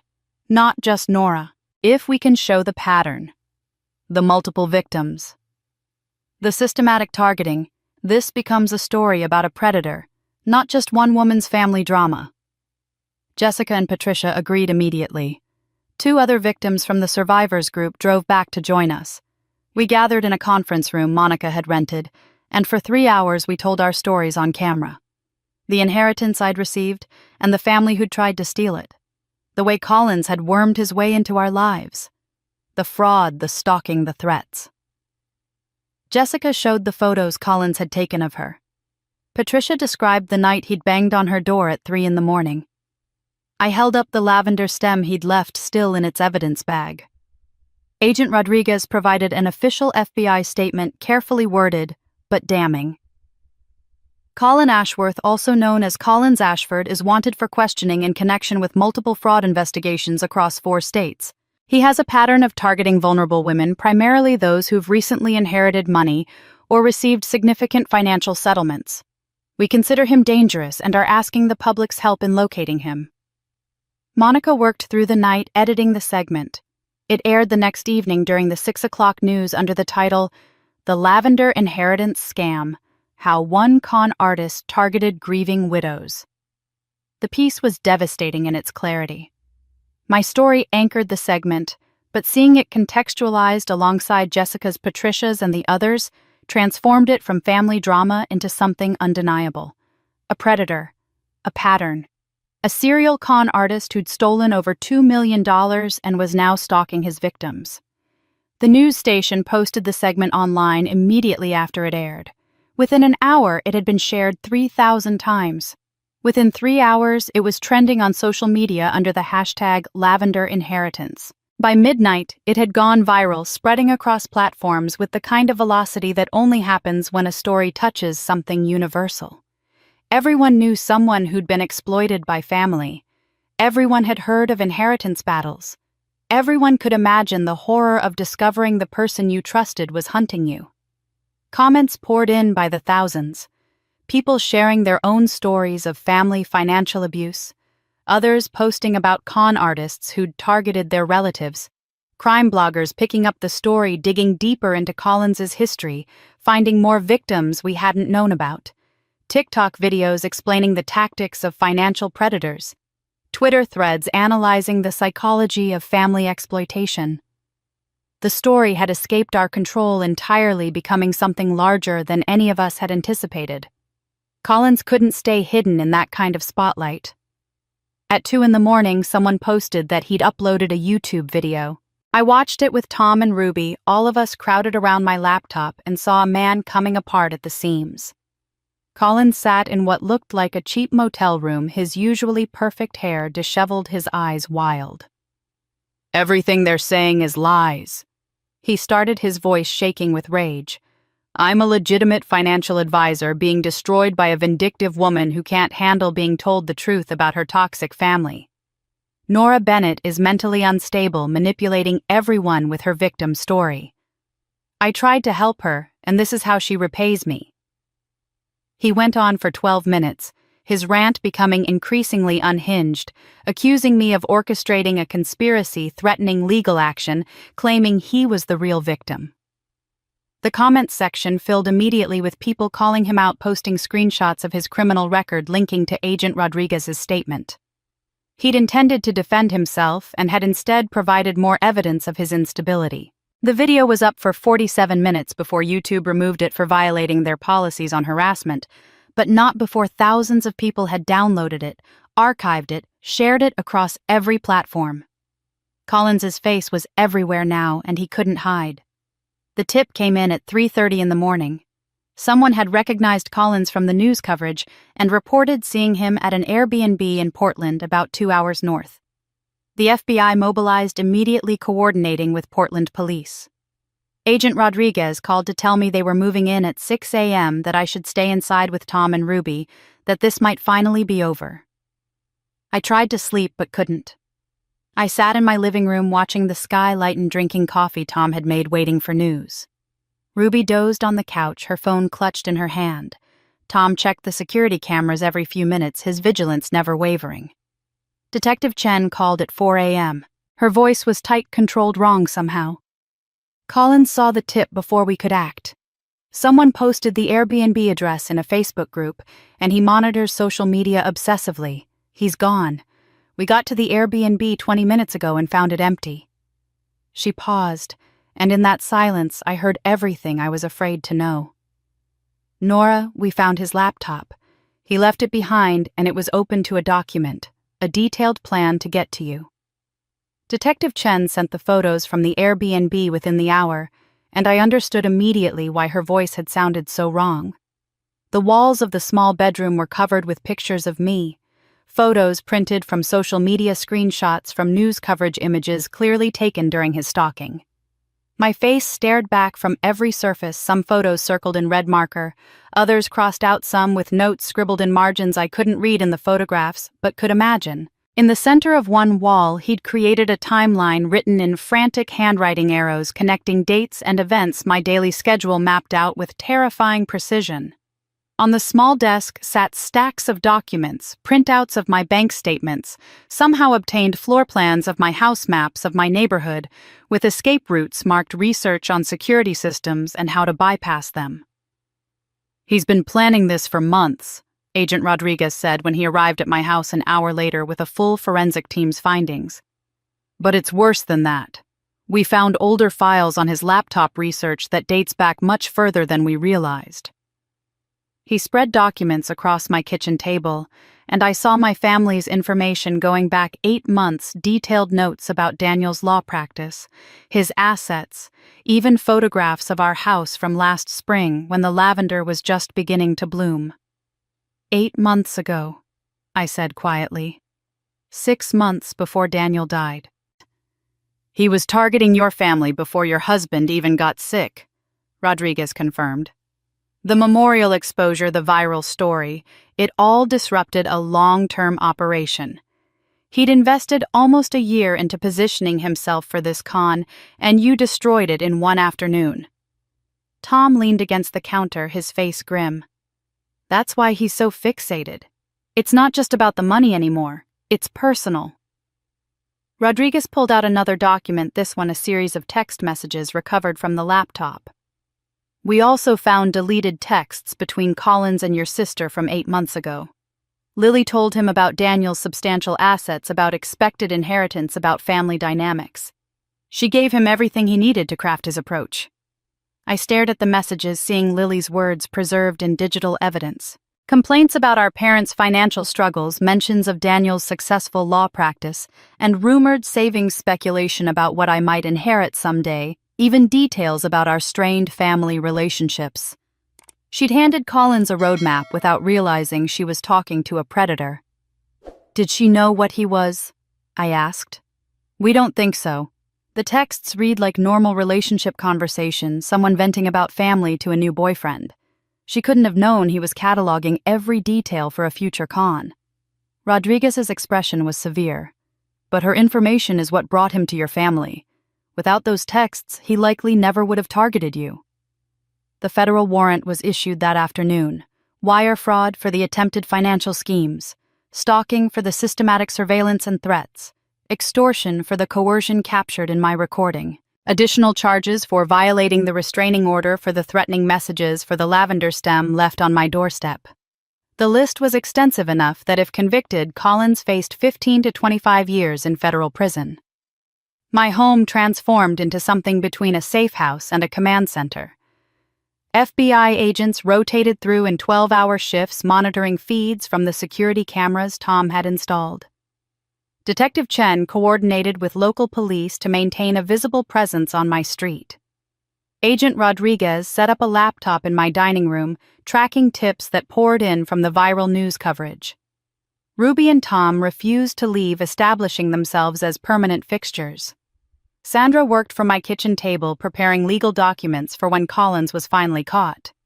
The neighborhood rallied around us. Dee Mariah organized meal deliveries so we didn't have to leave the house. Church members took turns sitting in cars on my street, extra eyes watching for anything suspicious. Daniel's colleagues from the legal clinic checked in daily, offering resources and support. Even people I barely knew sent messages of encouragement, sharing the hashtag keeping the story alive and Collins's face in the public consciousness. Days passed in tense waiting. Tips came in from across the Pacific Northwest. Collins supposedly spotted in Seattle, in Eugene, in small towns along the coast. Most proved false, people seeing what they expected to see, wanting to help, but ultimately wasting investigative resources.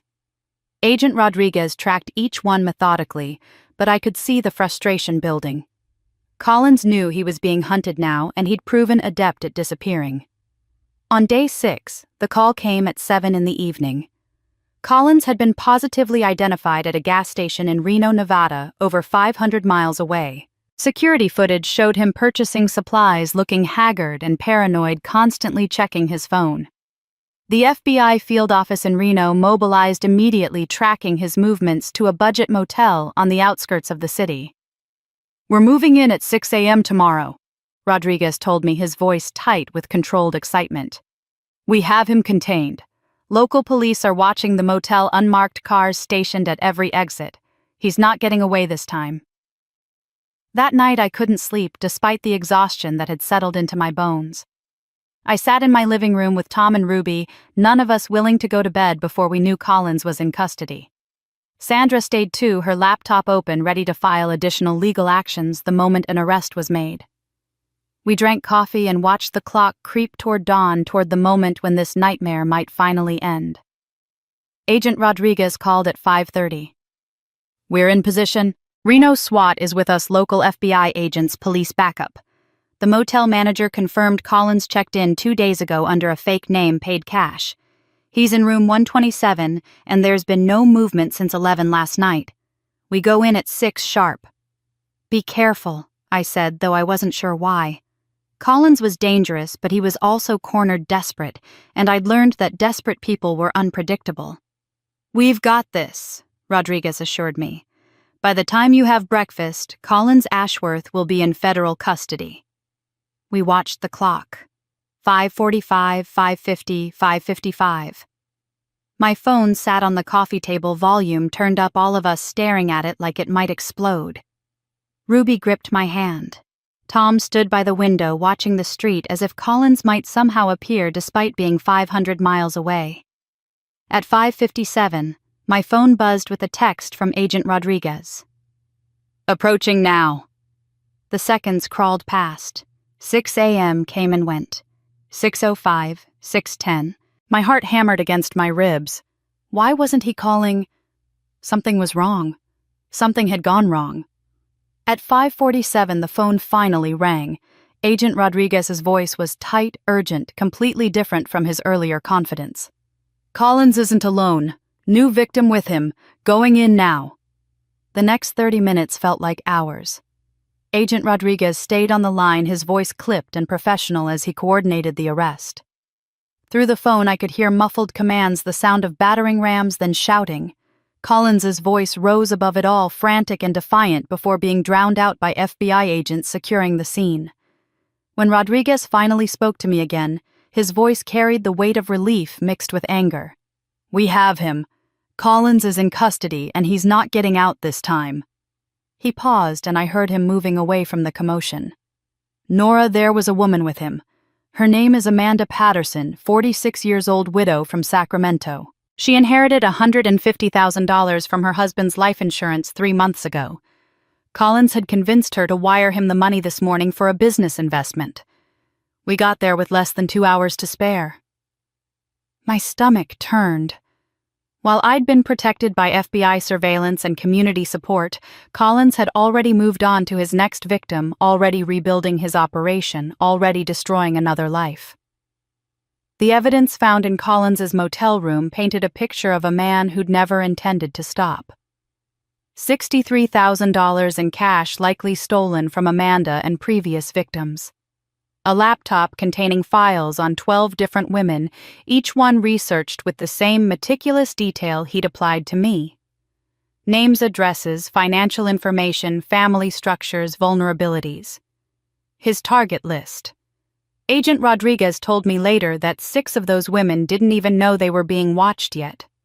The federal charges came swiftly. 23 counts, including wire fraud, interstate stalking, extortion, identity theft, and violations of protective orders. The prosecutor's office, armed with recordings, witnessed testimony from 15 victims, and Collins's own obsessive documentation announced they were seeking the maximum sentence. 15 to 25 years in federal prison, with the possibility of additional charges as more victims came forward. Lily was arrested 2 days later. The texts recovered from Collins's laptop proved she'd provided information that enabled his targeting of our family, even if she claimed ignorance of his intentions. She was charged as an accessory to fraud, though Agent Rodriguez believed she'd been more dupe than accomplice. Her attorney negotiated a plea deal within a week. Lily would testify against Collins, provide any additional information she had about his operations, and serve 2 years probation with mandatory restitution payments. The judge ordered her to pay $200 per month for 12 years to a fund for Collins's victims. It wasn't enough, but it was something. While the criminal justice system ground forward with Collins, the community turned its attention to my family. The church where we'd all attended for years, where my parents and Aunt Helen had held positions of influence, called a special meeting. Father Michael. his face grave with disappointment, stood before the congregation and addressed what had happened at Daniel's memorial. My parents sat in the front row, their faces masks of defiance and humiliation. Aunt Helen sat apart from them, her usual composure cracked and crumbling. I sat in the back with Ruby and Tom Sandra beside me with her briefcase of evidence, and watched as the community I'd grown up in finally held my family accountable. Father Michael spoke about the recordings, about the documented exploitation, about the attempted fraud that had been exposed with receipts and bank statements. He spoke about how the church had a responsibility to protect the vulnerable, not enable their abusers. Then he opened the floor for people to speak. Ruby stood, her small frame radiating authority. She walked to the front of the church and addressed Aunt Helen directly. You positioned yourself as a woman of faith, a pillar of this community, a trusted advisor to vulnerable people, and all the while you were coordinating with Marcus and Diane to exploit Nora financially. She pulled out her phone, the recording she'd made months ago, queued up and ready. This is Helen on the phone with someone discussing how to manipulate Nora into taking out a home equity loan. Listen. Helen's voice filled the church, clear and damning. I'll convince her to talk to your attorney by next week. Once she signs those papers, we can move forward. Don't worry. You'll get your cut. 30%, just like we agreed. The congregation erupted in shocked whispers. Helen's face went white, then red, her mouth opening and closing without sound. My father started to stand, but Tom's hand on his shoulder pushed him firmly back down. Then Helen's own daughter stood up, her face streaked with tears. My mother stole from me too. $15,000 from my wedding fund 2 years ago. She told me the bank had made an error, but I found the withdrawal slip in her desk last month. She's been taking money from family for years, and we all kept quiet because we were too ashamed to admit it. Other voices rose. A cousin describing a loan that was never repaid. A family friend talking about money borrowed for a fake medical emergency. A neighbor recounting how Helen had solicited donations for a church charity that never seemed to materialize. The pattern was undeniable, decades of small frauds and manipulations that everyone had excused or ignored because Helen had seemed so respectable, so pious, so connected. Father Michael called for a vote. By overwhelming majority, the church removed my parents and Aunt Helen from all leadership positions. They were not excommunicated, but they were stripped of their authority, their influence, their carefully cultivated reputations. The message was clear: financial abuse would not be tolerated, and family connection did not grant immunity from consequences. The community's response extended beyond the church walls. Word spread through the small coastal town about what my family had done, amplified by the viral news coverage that kept resurfacing as Collins's case progressed. My parents found themselves politely excluded from social gatherings, their phone calls unreturned, their presence unwelcome in spaces they'd once dominated. Aunt Helen's book club disbanded rather than meet with her. The volunteer organizations they'd belonged to quietly asked them to step back. It wasn't dramatic or cruel, just a steady collective withdrawal of the social capital they'd spent decades accumulating. I watched it happen from a distance, feeling neither vindication nor pity. They'd exploited me for 22 years while maintaining their public personas as upstanding citizens. Now the community saw them clearly, and the community had made its choice. It wasn't revenge. It was simply accountability arriving after decades of being delayed. 3 weeks after Collins's arrest, a letter arrived at my house. Cream-colored envelope, my name written in my mother's distinctive handwriting, no return address. I held it in my hands for a long time, feeling the weight of it, wondering what it contained. An apology. More manipulation threats disguised as concern. Ruby watched me from across the kitchen table. You don't have to read it if you're not ready.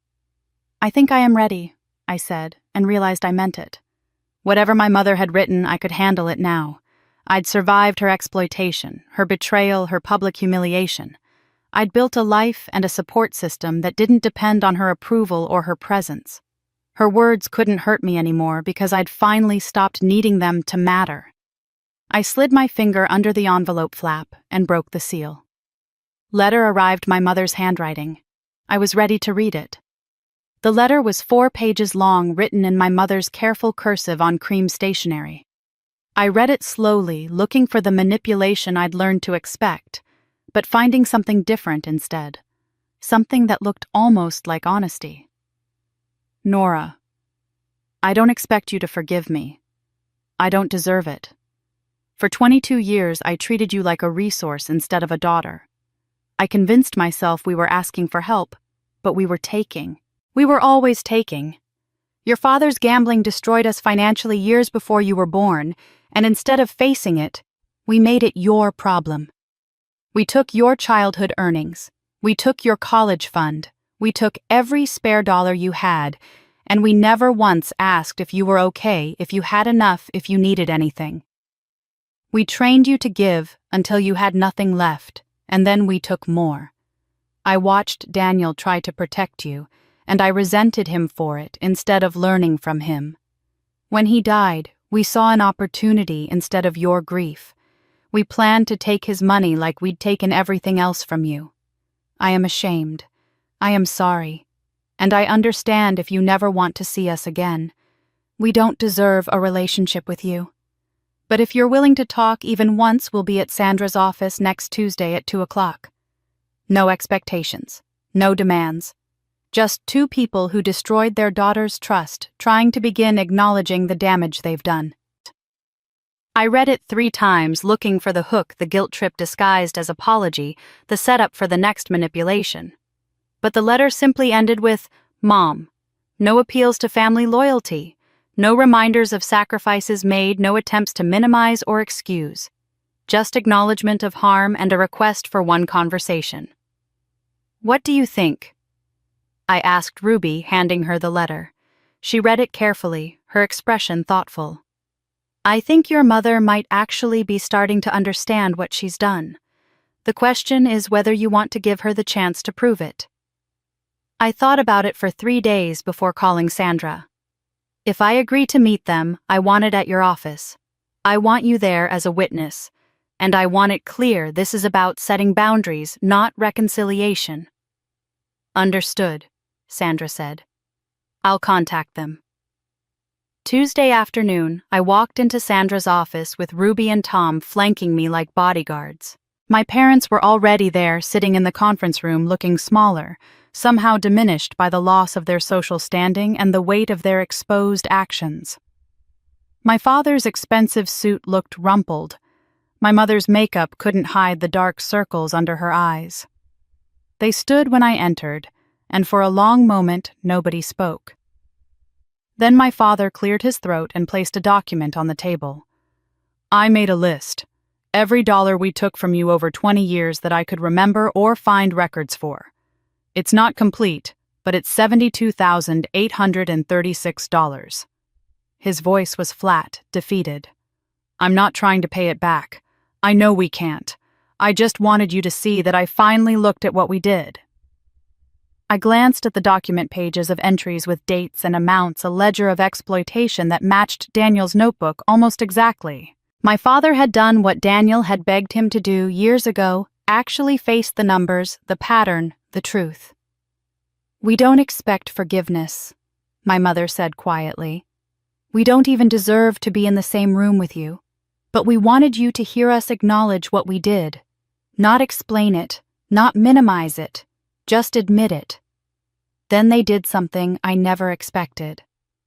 Both of them knelt, lowering themselves to the floor in front of me, their heads bowed. The gesture was so dramatic, so unexpected, that I actually took a step back. Stand up, I said sharply. Both of you stand up right now. They rose slowly, confusion crossing their faces. I don't want you kneeling to me, I said, my voice steady, despite the emotions churning inside me. I'm not a deity you've offended. I'm your daughter you exploited. Kneeling is theater. I want to know if you actually understand what you did and why it was wrong. My father met my eyes for the first time in months. I stole from you, not borrowed. Stole. I had a gambling problem I refused to address, and I made you responsible for fixing problems I created. I taught you that your worth was measured by what you could give me.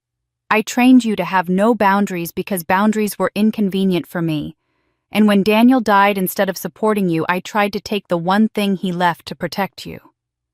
He paused, and something raw crossed his face. "I don't know if I'd be sorry if you hadn't exposed us. I want to believe I would have seen it eventually, but honestly, I don't know. The consequences forced me to look at myself, and I'm disgusted by what I see." That admission, brutal in its honesty, meant more than any apology could have. My mother nodded, tears streaming down her face. "I enabled your father instead of protecting you. I made excuses instead of setting boundaries. I convinced myself we were helping family, but we were just taking from the one person who never said no. You were so easy to manipulate because we'd trained you from childhood, and we used that training until there was nothing left." I sat down, suddenly exhausted. "If I agree to limited contact, and that's a big if, it will be entirely on my terms. I have conditions." "Anything," my mother said immediately. "Don't agree until you hear them." I pulled out my own list, 5 points I'd written with Sandra's help. First, no discussions about money, ever. Not yours, not mine, not anyone's. If you bring up finances in any context, the conversation ends immediately. Second, no guilt trips about Lily. She made her choices, and I'm not responsible for fixing your relationship with her. Third, if we have contact, it will be monthly dinners at locations I choose, and I control when they start and when they end. Fourth, both of you will attend mandatory therapy for gambling addiction and family dynamics, and I will require receipts proving attendance. Fifth, one violation of any of these conditions means permanent cutoff. No second chances, no explanations, just done. My father looked at my mother, then back at me. Those are fair terms. More than fair. Sandra pulled out a contract she'd prepared, typing in the 5 conditions with legal precision. "I'm putting this in writing. Both of you will sign it, and Nora will keep a copy. This isn't legally binding in terms of enforcement, but it establishes clear documentation of agreed boundaries." My parents read the contract carefully and signed without argument. I watched their signatures appear on the page, making our fractured relationship official and conditional, nothing like what family was supposed to be, but maybe the only version we could have. As they prepared to leave, my mother turned back to me. "Nora," her voice was tentative, uncertain, "are you happy?" The question surprised me because it was the first time she'd asked it in my entire life. Not, "Are you managing?" Not, "Do you need anything?" But a genuine inquiry into my emotional state without any ulterior motive attached. "I'm getting there," I said honestly. "I'm learning what happiness looks like without trying to earn it." She nodded, fresh tears in her eyes. "Good. That's good. You deserve to be happy." They left, and I sat in Sandra's office feeling strange and untethered. The confrontation I'd expected hadn't happened. The anger I'd prepared to unleash had nowhere to go. They'd simply admitted fault, accepted consequences, and agreed to boundaries without fighting. It was anticlimactic and profound all at once. "How do you feel?" Ruby asked gently. I felt free.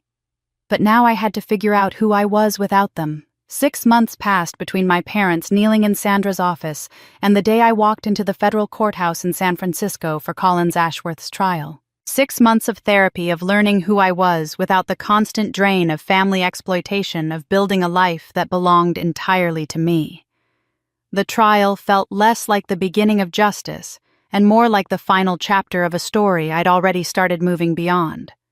The courthouse was imposing all marble and metal detectors and the weight of federal authority.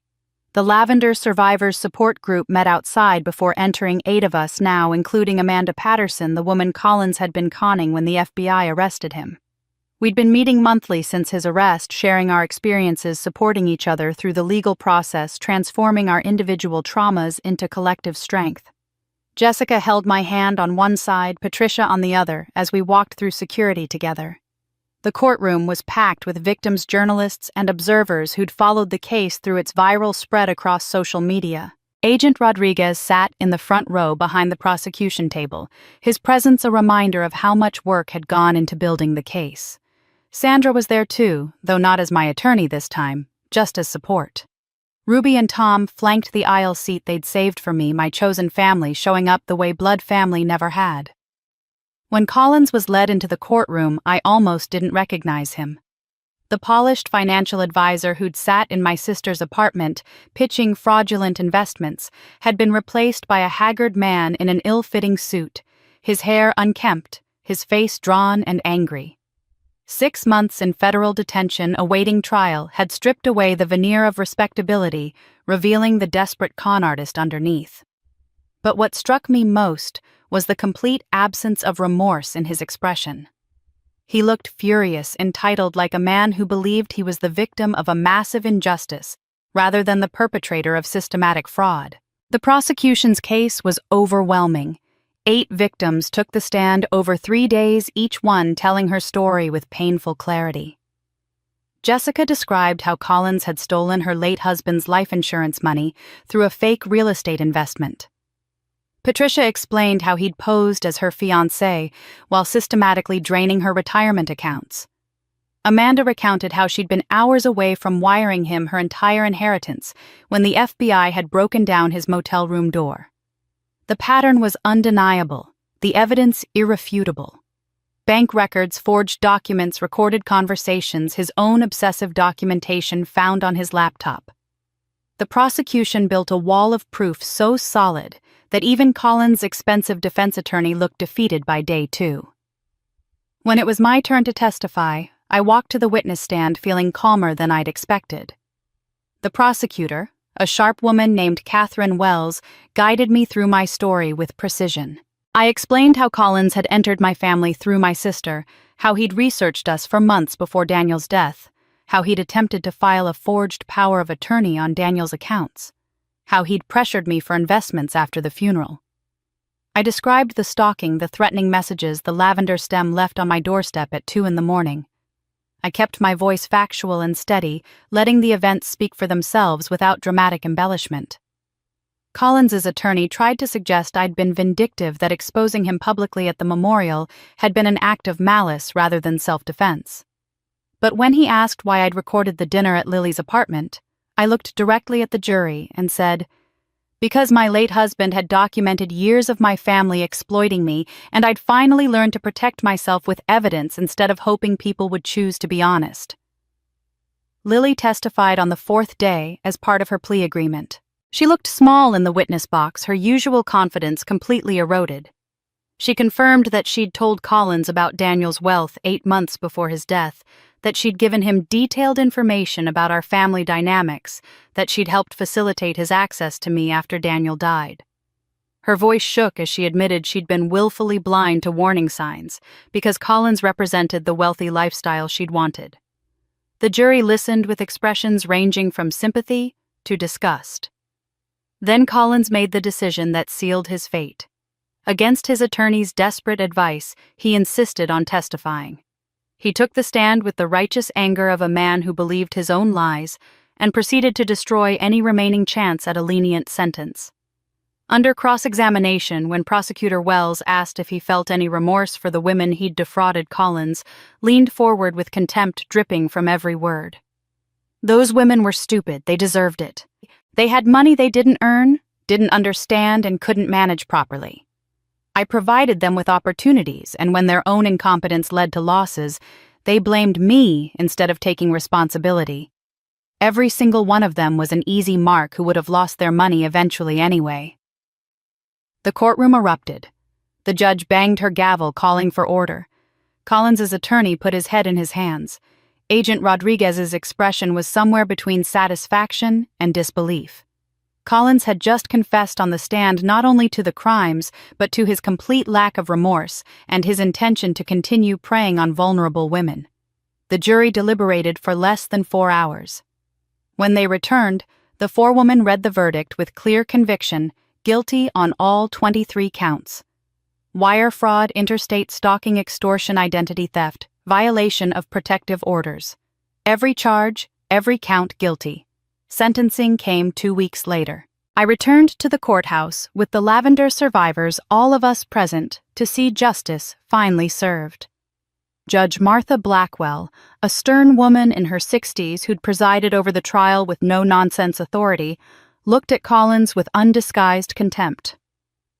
"Mr. Ashworth, you are a predator who systematically targeted vulnerable women for financial exploitation. You showed no remorse during this trial. In fact, you demonstrated on the stand that you view your victims with contempt and would continue this behavior if released. The court sentences you to 22 years in federal prison with no possibility of parole. You will also pay full restitution to all identified victims with your assets seized and distributed accordingly. You exploited grief and trust for personal gain. This sentence reflects the severity of your crimes and the danger you pose to society." 22 years. Collins would be nearly 60 when released, his prime years spent in federal prison. His reputation destroyed, his con artist career permanently ended. It wasn't enough to undo the damage he'd caused, but it was something. It was accountability. It was justice, imperfect, but real. Outside the courthouse, the Lavender survivors gathered in a circle, some crying, some laughing, all of us processing what we'd just witnessed. Jessica hugged me tight. "We did it. We actually did it." "Daniel did it," I said quietly. "He taught me to document everything. He left me the tools to fight back." That night, sitting in my living room with Ruby and Tom, I felt something shift inside me. The trial was over. Collins was sentenced. My family had boundaries, or were out of my life entirely. The inheritance was protected. The house was secure. I was safe, supported, and finally free from the people who'd spent decades taking from me. But now what? For 22 years, I'd defined myself by what others needed from me. For the past 6 months, I'd defined myself by what I was fighting against. Now, with the battles won and the threats neutralized, I faced a question I'd never had the space to ask before. What do I actually want from life? The answer scared and thrilled me. The answer came slowly over the next 6 months, not in a single revelation, but in small discoveries that accumulated like light breaking through clouds. My life stabilized in ways I'd never experienced. The inheritance sat safely invested, generating enough income that I could have quit teaching if I'd wanted to, though I found I didn't want to. I liked my students, liked the routine, liked having purpose beyond simply existing. The house was mine, truly mine, with security systems and neighbors who watched out for me, and no threat lurking in the shadows. Collins was in federal prison. My family had boundaries or were gone. I was safe, supported, and for the first time in my adult life, I had space to simply be. In therapy one afternoon, Dr. Wong asked me a question that cracked something open. "Nora, who were you before they told you who to be?" I stared at her, unable to answer. I'd been shaped so thoroughly by my family's expectations, trained so completely to serve their needs, that I couldn't remember who I'd been before the training took hold. Before I'd learned that love meant usefulness, that worth meant sacrifice, that saying no meant being selfish. "Think back to childhood," Dr. Wong prompted gently. "Before you started working at 16. Before you became their ATM. What did you love? What made you happy when nobody was watching?" The memories surfaced slowly, dusty and half-forgotten. I'd loved art, spending hours drawing in sketchbooks my teachers had given me because my parents said art supplies were a waste of money. I'd loved the piano, the few lessons I'd taken before my parents decided music wasn't practical. I'd loved the garden behind our apartment building, planting seeds I'd saved from grocery store vegetables, watching them grow against all odds in poor soil. "I want to try those things again," I said, and felt something shift in my chest. Permission to want something purely because it brought me joy, not because it served anyone else. I signed up for a watercolor class at the community center, walking into a room full of easels and paints, with my heart pounding like I was doing something forbidden. The instructor, a patient woman named Claire, showed us basic techniques for blending colors and creating depth. I painted my lavender garden, the purple blooms and green stems, taking shape on paper imperfect, but mine. When I brought the finished piece home, Ruby hung it on my refrigerator like I was a child she was proud of, and I realized nobody had ever displayed my art before. The piano came next. I found a beautiful upright on Craigslist, a family selling their grandmother's instrument after she'd passed. It was mahogany and well-maintained, and when I played a tentative scale, the sound filled my living room with possibility. I hired a teacher, a young man named Marcus, who taught at the university and had infinite patience with my rusty skills. Twice a week I sat at that piano and relearned what my hands had once known muscle memory, returning note by note. The lavender garden that Daniel had planted became more than just a memorial. I started harvesting the blooms, drying them, making sachets filled with lavender and herbs from the garden I'd expanded. It started as a hobby, a way to honor Daniel's gift, but when Ruby suggested I sell them at the farmer's market, something sparked. I made 50 sachets, packed them in handmade bags with labels I'd designed myself, and set up a small table at the Saturday market. They sold out in 2 hours. People loved them. Loved the story when I explained about Daniel's garden, loved supporting a local artisan. The next week I brought 100, then 200. By the third month I had an Etsy shop, regular customers, and orders coming in faster than I could fill them. The lavender business wasn't replacing my teaching salary, but it brought in $3,000 a month and gave me something I'd never had before, work that was entirely mine, built from passion instead of obligation. At the farmer's market I met Grace. She was 62, a widow who'd lost her husband to cancer 3 years earlier, and she ran a booth selling homemade jams 2 stalls down from mine. She had kind eyes and an easy laugh, and she talked to me like I was interesting rather than useful.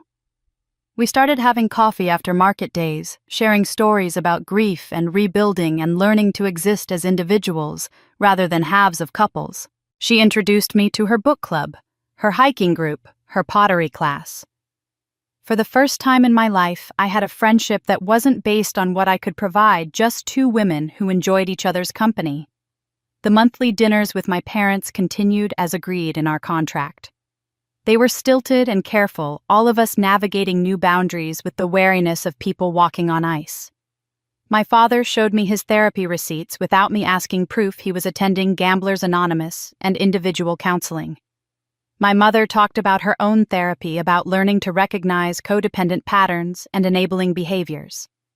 They asked careful questions about my life, and I gave careful answers, all of us aware that this relationship existed only because I allowed it to exist, that one violation would end it permanently. During our 6th monthly dinner, my mother said something that surprised me. "You seem happy, Nora. Really happy. Not just managing or coping, but actually happy." I thought about my watercolor class and my piano lessons and my lavender business and my friendship with Grace. About Ruby and Tom still living in my house because we'd all discovered we liked the companionship. About Sandra calling me just to chat rather than about legal matters. About teaching art students who reminded me why I'd chosen this profession. About finally having space to discover who I was when nobody was taking from me. "I am happy," I said, and meant it. There was progress in those dinners, genuine if fragile. But there were also limits, lines I wouldn't cross, forgiveness I couldn't offer. My parents would never be the family I'd needed as a child. They would never undo 22 years of exploitation. But they could be 2 people trying to do better, and I could be their daughter from a careful distance, and maybe that was enough. One afternoon, while organizing Daniel's remaining papers, preparing to finally donate his professional library to the legal clinic, I found an envelope tucked inside his copy of Meditations, the same book where I'd discovered his letter about being strong and worthy. This envelope was different, sealed with wax, and marked in his handwriting, Code 447, Part 2. My hands shook as I opened it. Inside was a small brass key and a note in Daniel's precise script. "My darling, if you've found this, it means you've opened the first box, survived the exposure, and built a life worth protecting. This key opens Safe Deposit Box 447 at First Coast Bank. What's inside is for the woman you've become, not the woman they tried to keep you. Use it to help others find their freedom too. I'm so proud of you. Always, Daniel." I held the key in my palm, feeling its weight, imagining what Daniel might have left for me beyond the documentation and evidence I'd already used. Another gift, another tool, another piece of his love and protection reaching forward from beyond death. Found envelope. Code 447, Part 2. Key inside for safe deposit box. I drove to First Coast Bank the next morning with Ruby beside me, the brass key burning a hole in my pocket. Margaret Chen met us in the vault room, her expression warm with curiosity as she led me to box 447. She left us alone in the private viewing room, and I stood there for a long moment, my hand on the cool metal, preparing myself for whatever Daniel had left behind. The box was larger than I'd expected, and heavier. Inside, carefully arranged, were 12 sealed envelopes, each labeled with a single word in Daniel's handwriting: weakness, guilt, loneliness, anger, fear, doubt, courage, hope, forgiveness, joy, freedom, love. Beneath the letters lay a cashier's check for $500,000 made out to me, a flash drive, and Daniel's wedding ring, the simple gold band he'd worn every day of our marriage. I picked up the ring first, sliding it onto my thumb, because it was too large for my fingers, feeling the weight of it, the warmth it seemed to still carry. Ruby squeezed my shoulder but said nothing, giving me space to process. I opened the envelope marked weakness, first reading Daniel's words through tears that blurred the ink. My love, if you're reading this when you feel weak, know that asking for help is strength, that admitting you can't do it alone is courage, that breaking is sometimes how the light gets in. Each letter was short, maybe a page, but they were precisely targeted to the moments when I would need them most. The guilt letter absolved me of responsibility for my family's choices. The loneliness letter reminded me that being alone was different from being lonely, that solitude could be healing rather than punishment. The anger letter gave me permission to feel rage without apologizing for it. Your anger is valid, Daniel had written. They stole from you. They exploited you. They trained you to believe your needs didn't matter. Feel the anger. Don't swallow it to keep the peace. Anger that stays silent becomes self-destruction. Anger that's expressed becomes change. But it was the love letter that broke me completely.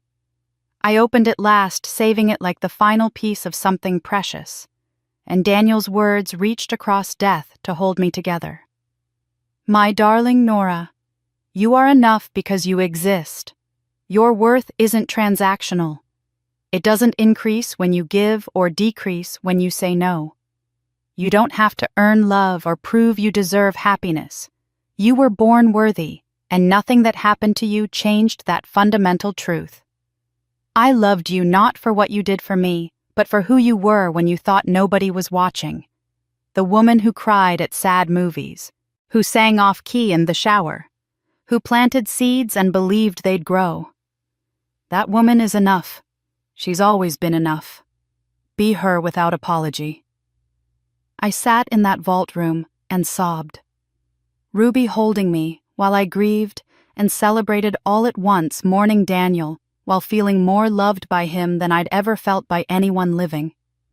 The flash drive contained a single video file.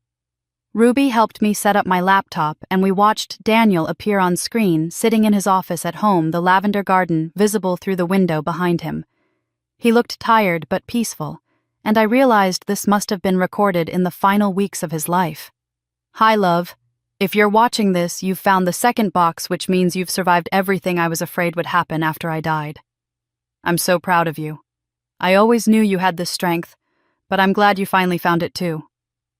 He paused, his eyes warm with the love I'd taken for granted during our marriage. The check is for you to use however you want, but I have a suggestion. Use this to help others who've suffered like you. Women escaping financial abuse. People trapped by family exploitation. Anyone who needs help breaking free from people who treat them like resources instead of humans. Start something that gives them what you had to fight for. Protection, support, and the tools to say no. Make something good from all this pain. That's how we win Nora. We take what hurt us and transform it into help for others. The video ended, and I sat staring at the blank screen, Daniel's suggestion echoing in my mind. A foundation. Resources for women escaping financial abuse. Everything I'd needed and hadn't had until Daniel left it for me in steel boxes and encrypted files. Lavender and Light Foundation, Ruby said quietly. That's what you should call it. The name was perfect. Lavender for Daniel's garden, for the love that had protected me even after death. Light for the exposure that had saved me, for bringing predators out of shadows and into accountability. Over the next 2 weeks, Sandra helped me establish the foundation as a 501c3 nonprofit. The mission was clear: provide legal assistance therapy funding and emergency grants to women experiencing financial abuse from family members or romantic partners. We'd help with restraining orders, divorce proceedings, asset protection. We'd pay for counseling, for financial literacy classes, for the kind of support that transformed victims into survivors. I asked Sandra to serve on the board of directors, then Ruby, whose fierce protection had kept me safe, Tom, whose loyalty had never wavered, Grace, who understood rebuilding after loss. They all said yes, immediately honored to be part of something born from pain, but dedicated to healing. The launch event was scheduled for 3 months out, giving us time to establish protocols, hire a part-time administrator, set up the grant application process. We rented St. Mary's Church Hall, the same building where I'd exposed my family's exploitation, transforming that space from a site of confrontation into a place of hope. I sent invitations to everyone who'd supported me. The Lavender survivors, Daniel's colleagues, church members, neighbors. And after careful consideration, I sent one to my parents. Not because I needed their approval or wanted their participation, but because I wanted them to witness what I'd built from the ashes of their exploitation. I wanted them to see that their decades of taking from me had inadvertently funded something that would help others escape similar abuse. It felt like the ultimate transformation of pain into purpose, and they needed to see that their attempts to destroy me had failed completely. My mother called when she received the invitation, her voice careful and uncertain. "Nora, we'd be honored to attend, if you want us there. I want you to witness what Daniel's love protected and what your exploitation helped create," I said honestly. "Come or don't. The foundation exists either way." The pieces were falling into place. The foundation established the board, assembled the launch event planned.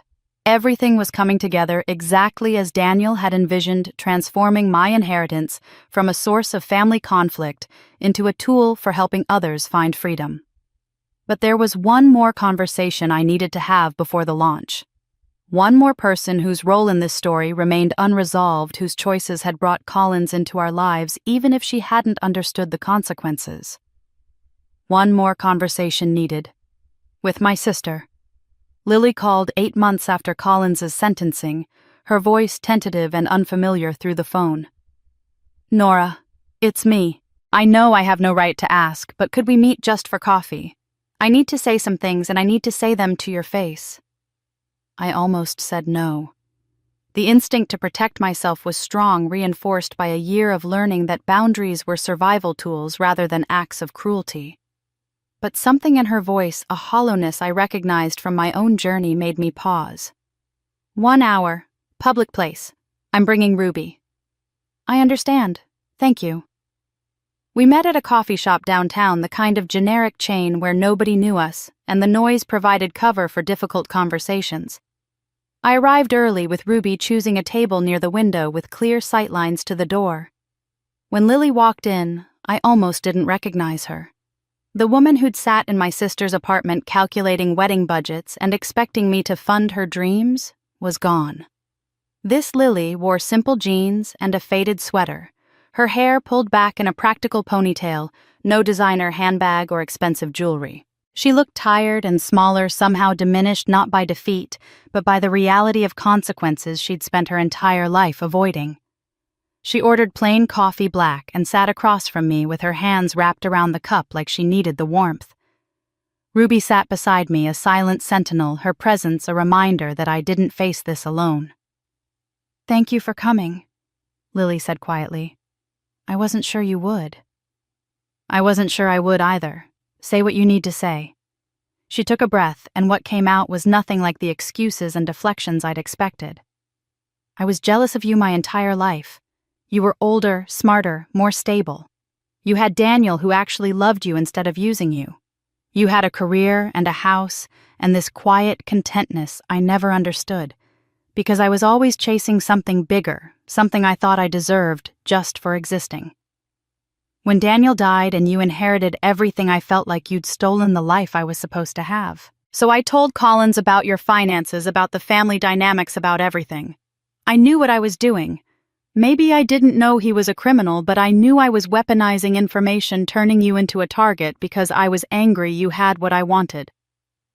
The confession was stark and unvarnished. No softening around the edges, no appeals to sisterly love or family loyalty. Just raw admission of jealousy and complicity. I helped him con you, she continued, her voice shaking but steady. I brought him to family dinners, knowing he'd pitch investments. I coordinated with Mom and Dad on that intervention where everyone demanded money. I played innocent when really I was calculating percentages. I told myself I was just supporting my fiancé, but I knew. Deep down I knew exactly what was happening, and I let it happen because I wanted your money too.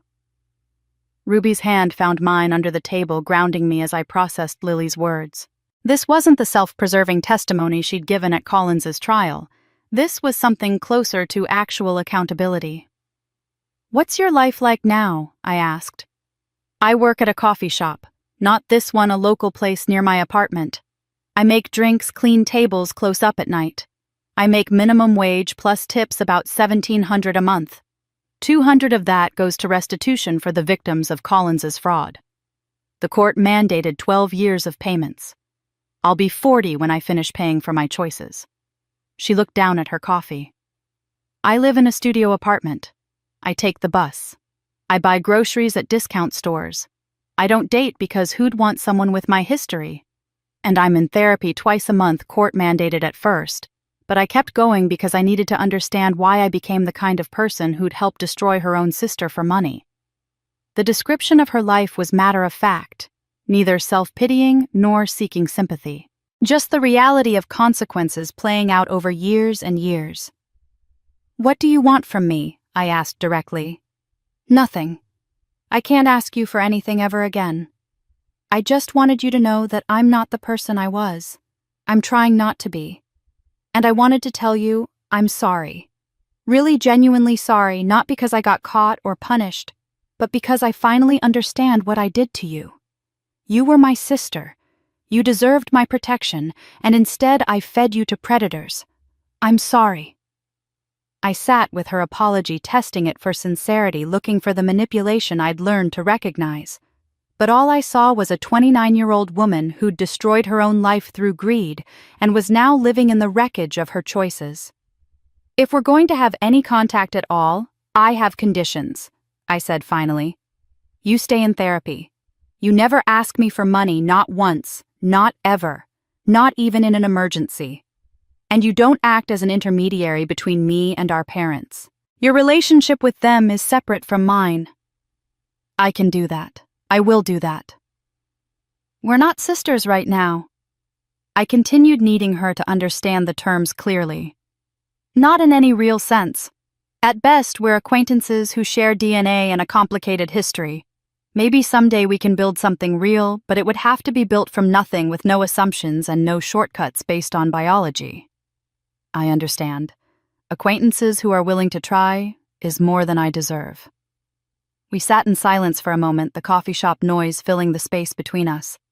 Then Lily said something that surprised me. "I'm proud of you. I read about the foundation you're starting, about how you're helping other people escape the kind of abuse we put you through. You took the worst thing that ever happened to you and transformed it into something that helps people. That's who you always were underneath the manipulation. Someone who created gardens in poor soil." The metaphor echoed Daniel's words so closely it made my throat tight. "The foundation launches in 3 months. You can come if you want. Back row. You don't have to talk to anyone or participate. Just witness what came from all this damage." "I'd like that. Thank you." We finished our coffee and parted with a brief, awkward hug that felt more like a gesture toward future possibility than genuine warmth. Ruby and I drove home in silence, both of us processing what had happened. Lily had been honest in a way our family never had been. She'd admitted fault without deflection.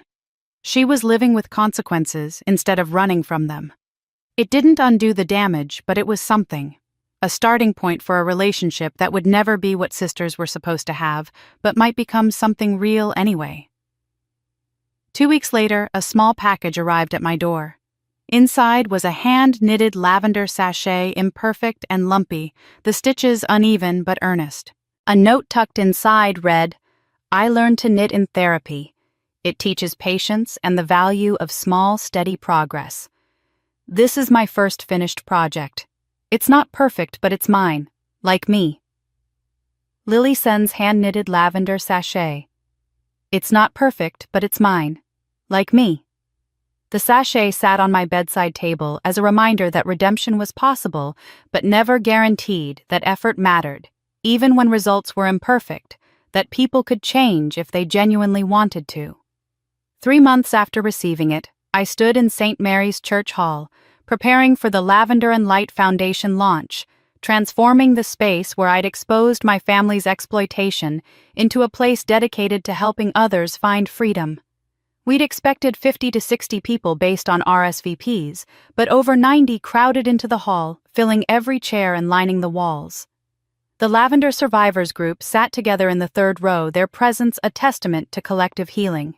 Daniel's colleagues from the legal clinic occupied the front section, many of them already volunteering to provide pro bono services through the foundation. Church members, neighbors, friends I'd made through my watercolor class and farmers market business. All of them showing up to witness something born from pain, but dedicated to hope. My parents sat near the back, their faces carefully neutral, present as witnesses rather than participants. Lily occupied the last row, as agreed, her simple clothing and uncertain posture, marking how far she'd fallen and how hard she was working to climb back up. Ruby, Tom, and Grace sat in the front row, my chosen family anchoring me as I prepared to speak. Sandra opened the event, her professional voice carrying clearly through the hall. She explained the Foundation's mission with legal precision, providing resources for people experiencing financial abuse from family members or intimate partners, legal representation for protective orders and asset protection, therapy funding, emergency grants for those escaping exploitative situations, educational programs about recognizing financial abuse patterns, a hotline staffed by trained counselors. We'd built something comprehensive, something that could actually change lives. Then she introduced me, and I walked to the small stage we'd set up, looking out at 90 faces, waiting to hear what I'd learned from surviving 22 years of exploitation and 1 year of fighting back. "Thank you all for coming." I began, my voice steady despite the emotions churning inside me. "A year ago, I stood in a different part of this building and told the truth about my family. Today, I want to share what I've learned since then, lessons that might help someone else who's trapped in the same darkness I escaped." I paused, gathering my thoughts. I have 5 things I wish someone had told me 20 years ago. I held up one finger. First, your right to say no has no expiration date. It doesn't matter if someone raised you, sacrificed for you, or claims they deserve your resources because of what they did in the past. You can say no today, even if you said yes yesterday. You can set boundaries at 40 that you couldn't set at 20. It's never too late to protect yourself. 2 fingers. Second, forgiveness and justice can coexist. I've forgiven my parents for the damage they caused, not because they earned it, but because carrying rage was destroying me. But forgiveness didn't mean dropping charges against Collins. It didn't mean erasing consequences. It didn't mean pretending the abuse never happened. You can forgive someone and still demand accountability. These things aren't mutually exclusive.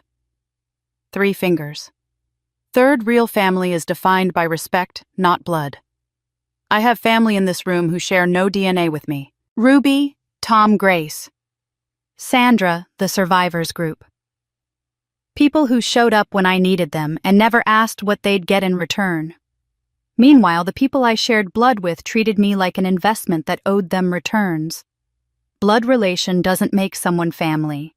Love, respect, and reciprocity make someone family. 4 fingers.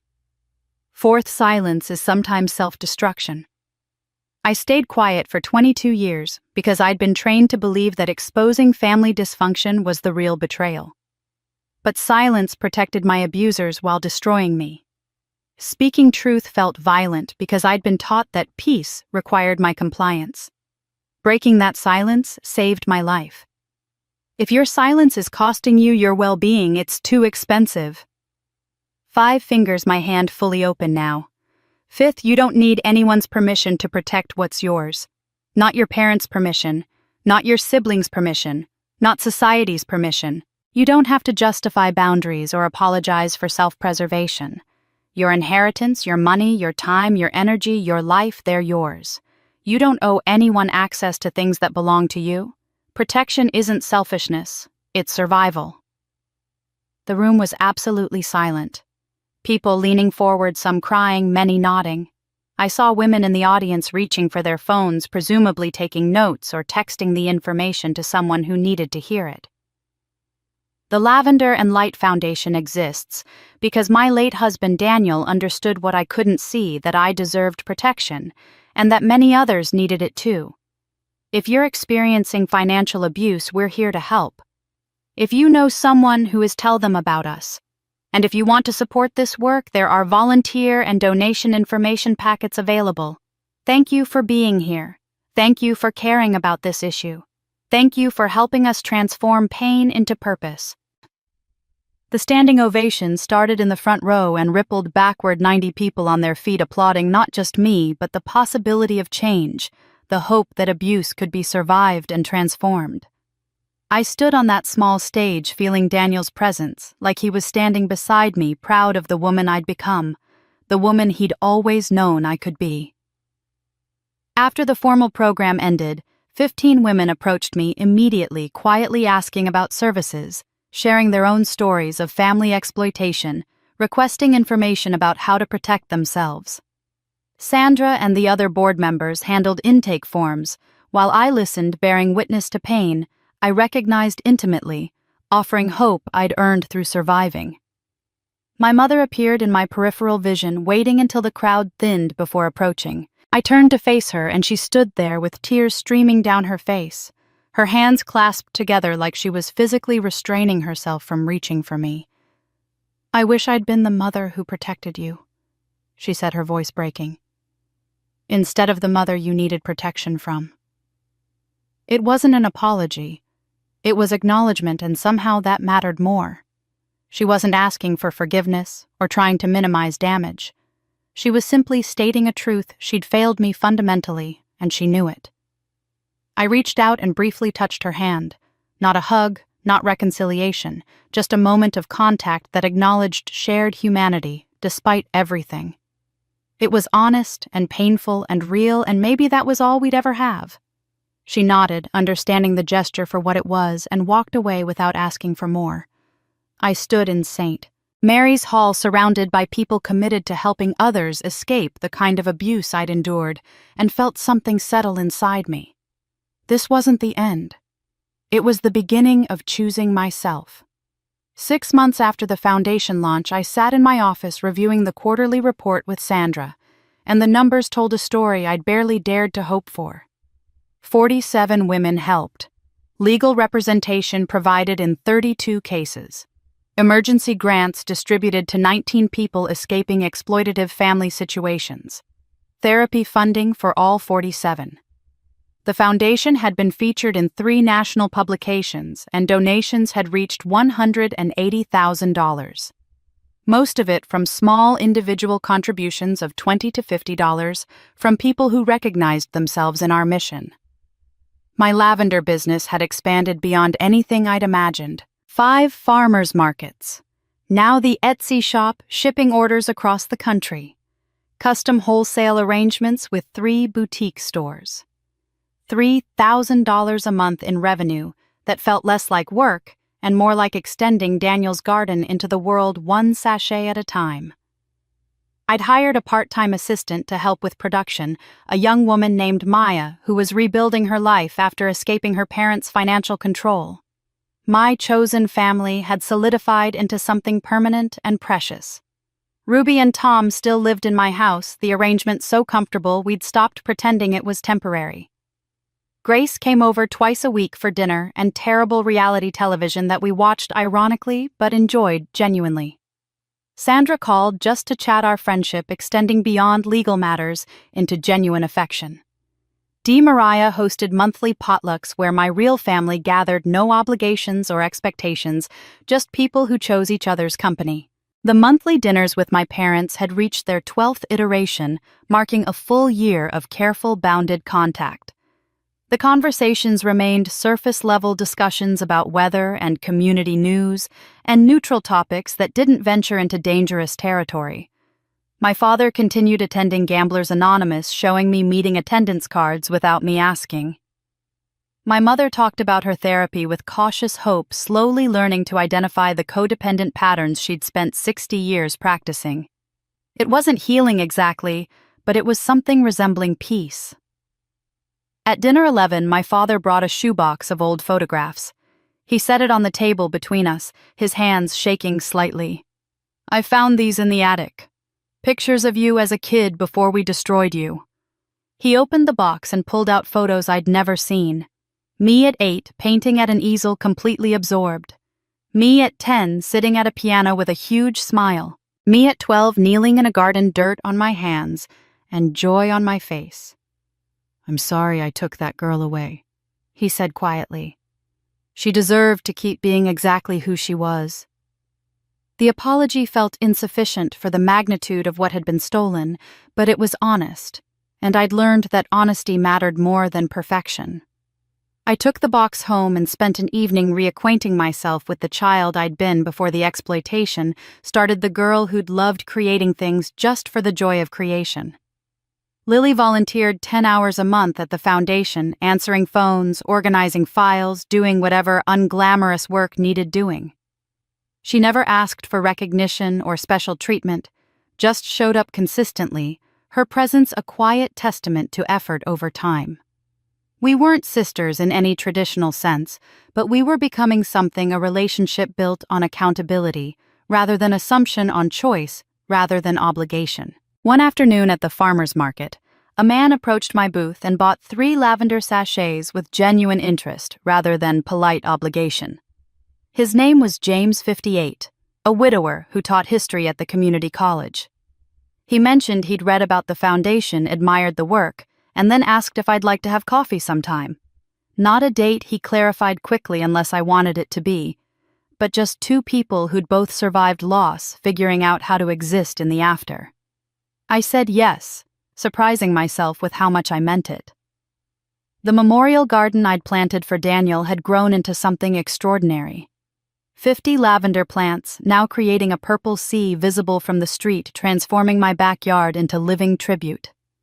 Every spring they bloomed, and every spring I remembered the man who'd loved me enough to protect me even after death, who'd given me tools and resources, and most importantly, permission to choose myself. On a morning in late April, when the lavender was just beginning to show color, my phone buzzed with a text from a number I didn't recognize. The message was brief. "I left. I'm safe. Thank you for showing me it was possible." It was from one of the women the foundation had helped 3 months earlier, a 68-year-old grandmother whose children had been systematically stealing her Social Security checks. She'd thought she was too old to change her circumstances, that family obligation extended until death. The foundation had helped her get a protective order move into senior housing and establish financial independence for the first time in her life. I stood in my garden, holding that message, breathing in the scent of growing lavender, and thought about the journey that had led here. I didn't regret confronting my family at Daniel's memorial. I didn't regret the public exposure. The viral hashtag, the year of legal battles and fear, and learning to set boundaries that felt like violence, because I'd been trained to believe peace required my compliance. That pain had been the price of freedom, and I'd pay it again in a heartbeat. I was 38 when I finally stood up for myself. Some of the women I'd helped through the foundation were 62, 68, 71. They'd spent entire lifetimes being exploited before finding the courage to say no. It was never too late. Every day you chose yourself was a victory, regardless of how many days you'd spent choosing others. When my family had tried to make me kneel, demanding I hand over my inheritance and apologize for protecting myself, I'd stood tall instead. Not because I was fearless. I'd been terrified, actually shaking in my kitchen with Ruby and Tom, wondering if speaking truth would destroy me. But I'd stood anyway because I'd finally understood something fundamental I was worth fighting for. Not because of what I could give or provide or sacrifice. Not because I'd earned it through usefulness or proven it through compliance. Simply because I existed because I was a person with inherent worth that didn't need to be justified or defended or apologized for. The lavender bloomed around me purple and fragrant, and thriving in the space Daniel had created. I thought about the girl in those photographs my father had shown me, the one who'd loved art and music and growing things. She was still here. She'd survived everything they'd tried to take from her. And she was finally beautifully free. And that's how Nora transformed her deepest pain into her greatest purpose. From a woman exploited by her own family for 22 years to the founder of a foundation that's helped dozens of women escape financial abuse. From silence and compliance to standing tall and choosing herself. Her story proves that it's never too late to say no, never too late to set boundaries, and never too late to discover that you're worth fighting for. What did you think of Nora's journey? Have you ever experienced family pressure around money or inheritance? Do you know someone who might be facing financial abuse right now? Share your thoughts in the comments below. Your story might be exactly what someone else needs to hear to find their own courage. If this story moved you, resonated with you, or taught you something about the power of boundaries and self-worth, please hit that like button and subscribe to our channel. We share stories of ordinary people finding extraordinary strength of justice served and lives rebuilt of pain transformed into purpose. Every subscription helps us reach more people who need to hear these messages of hope and empowerment. And remember, if you or someone you know is experiencing financial abuse from family members, you're not alone. There are resources available. Organizations like the National Domestic Violence Hotline can connect you with support even for financial abuse. You deserve protection. You deserve freedom. And just like Nora, you deserve to bloom. Thank you for watching. Until next time, keep choosing yourself.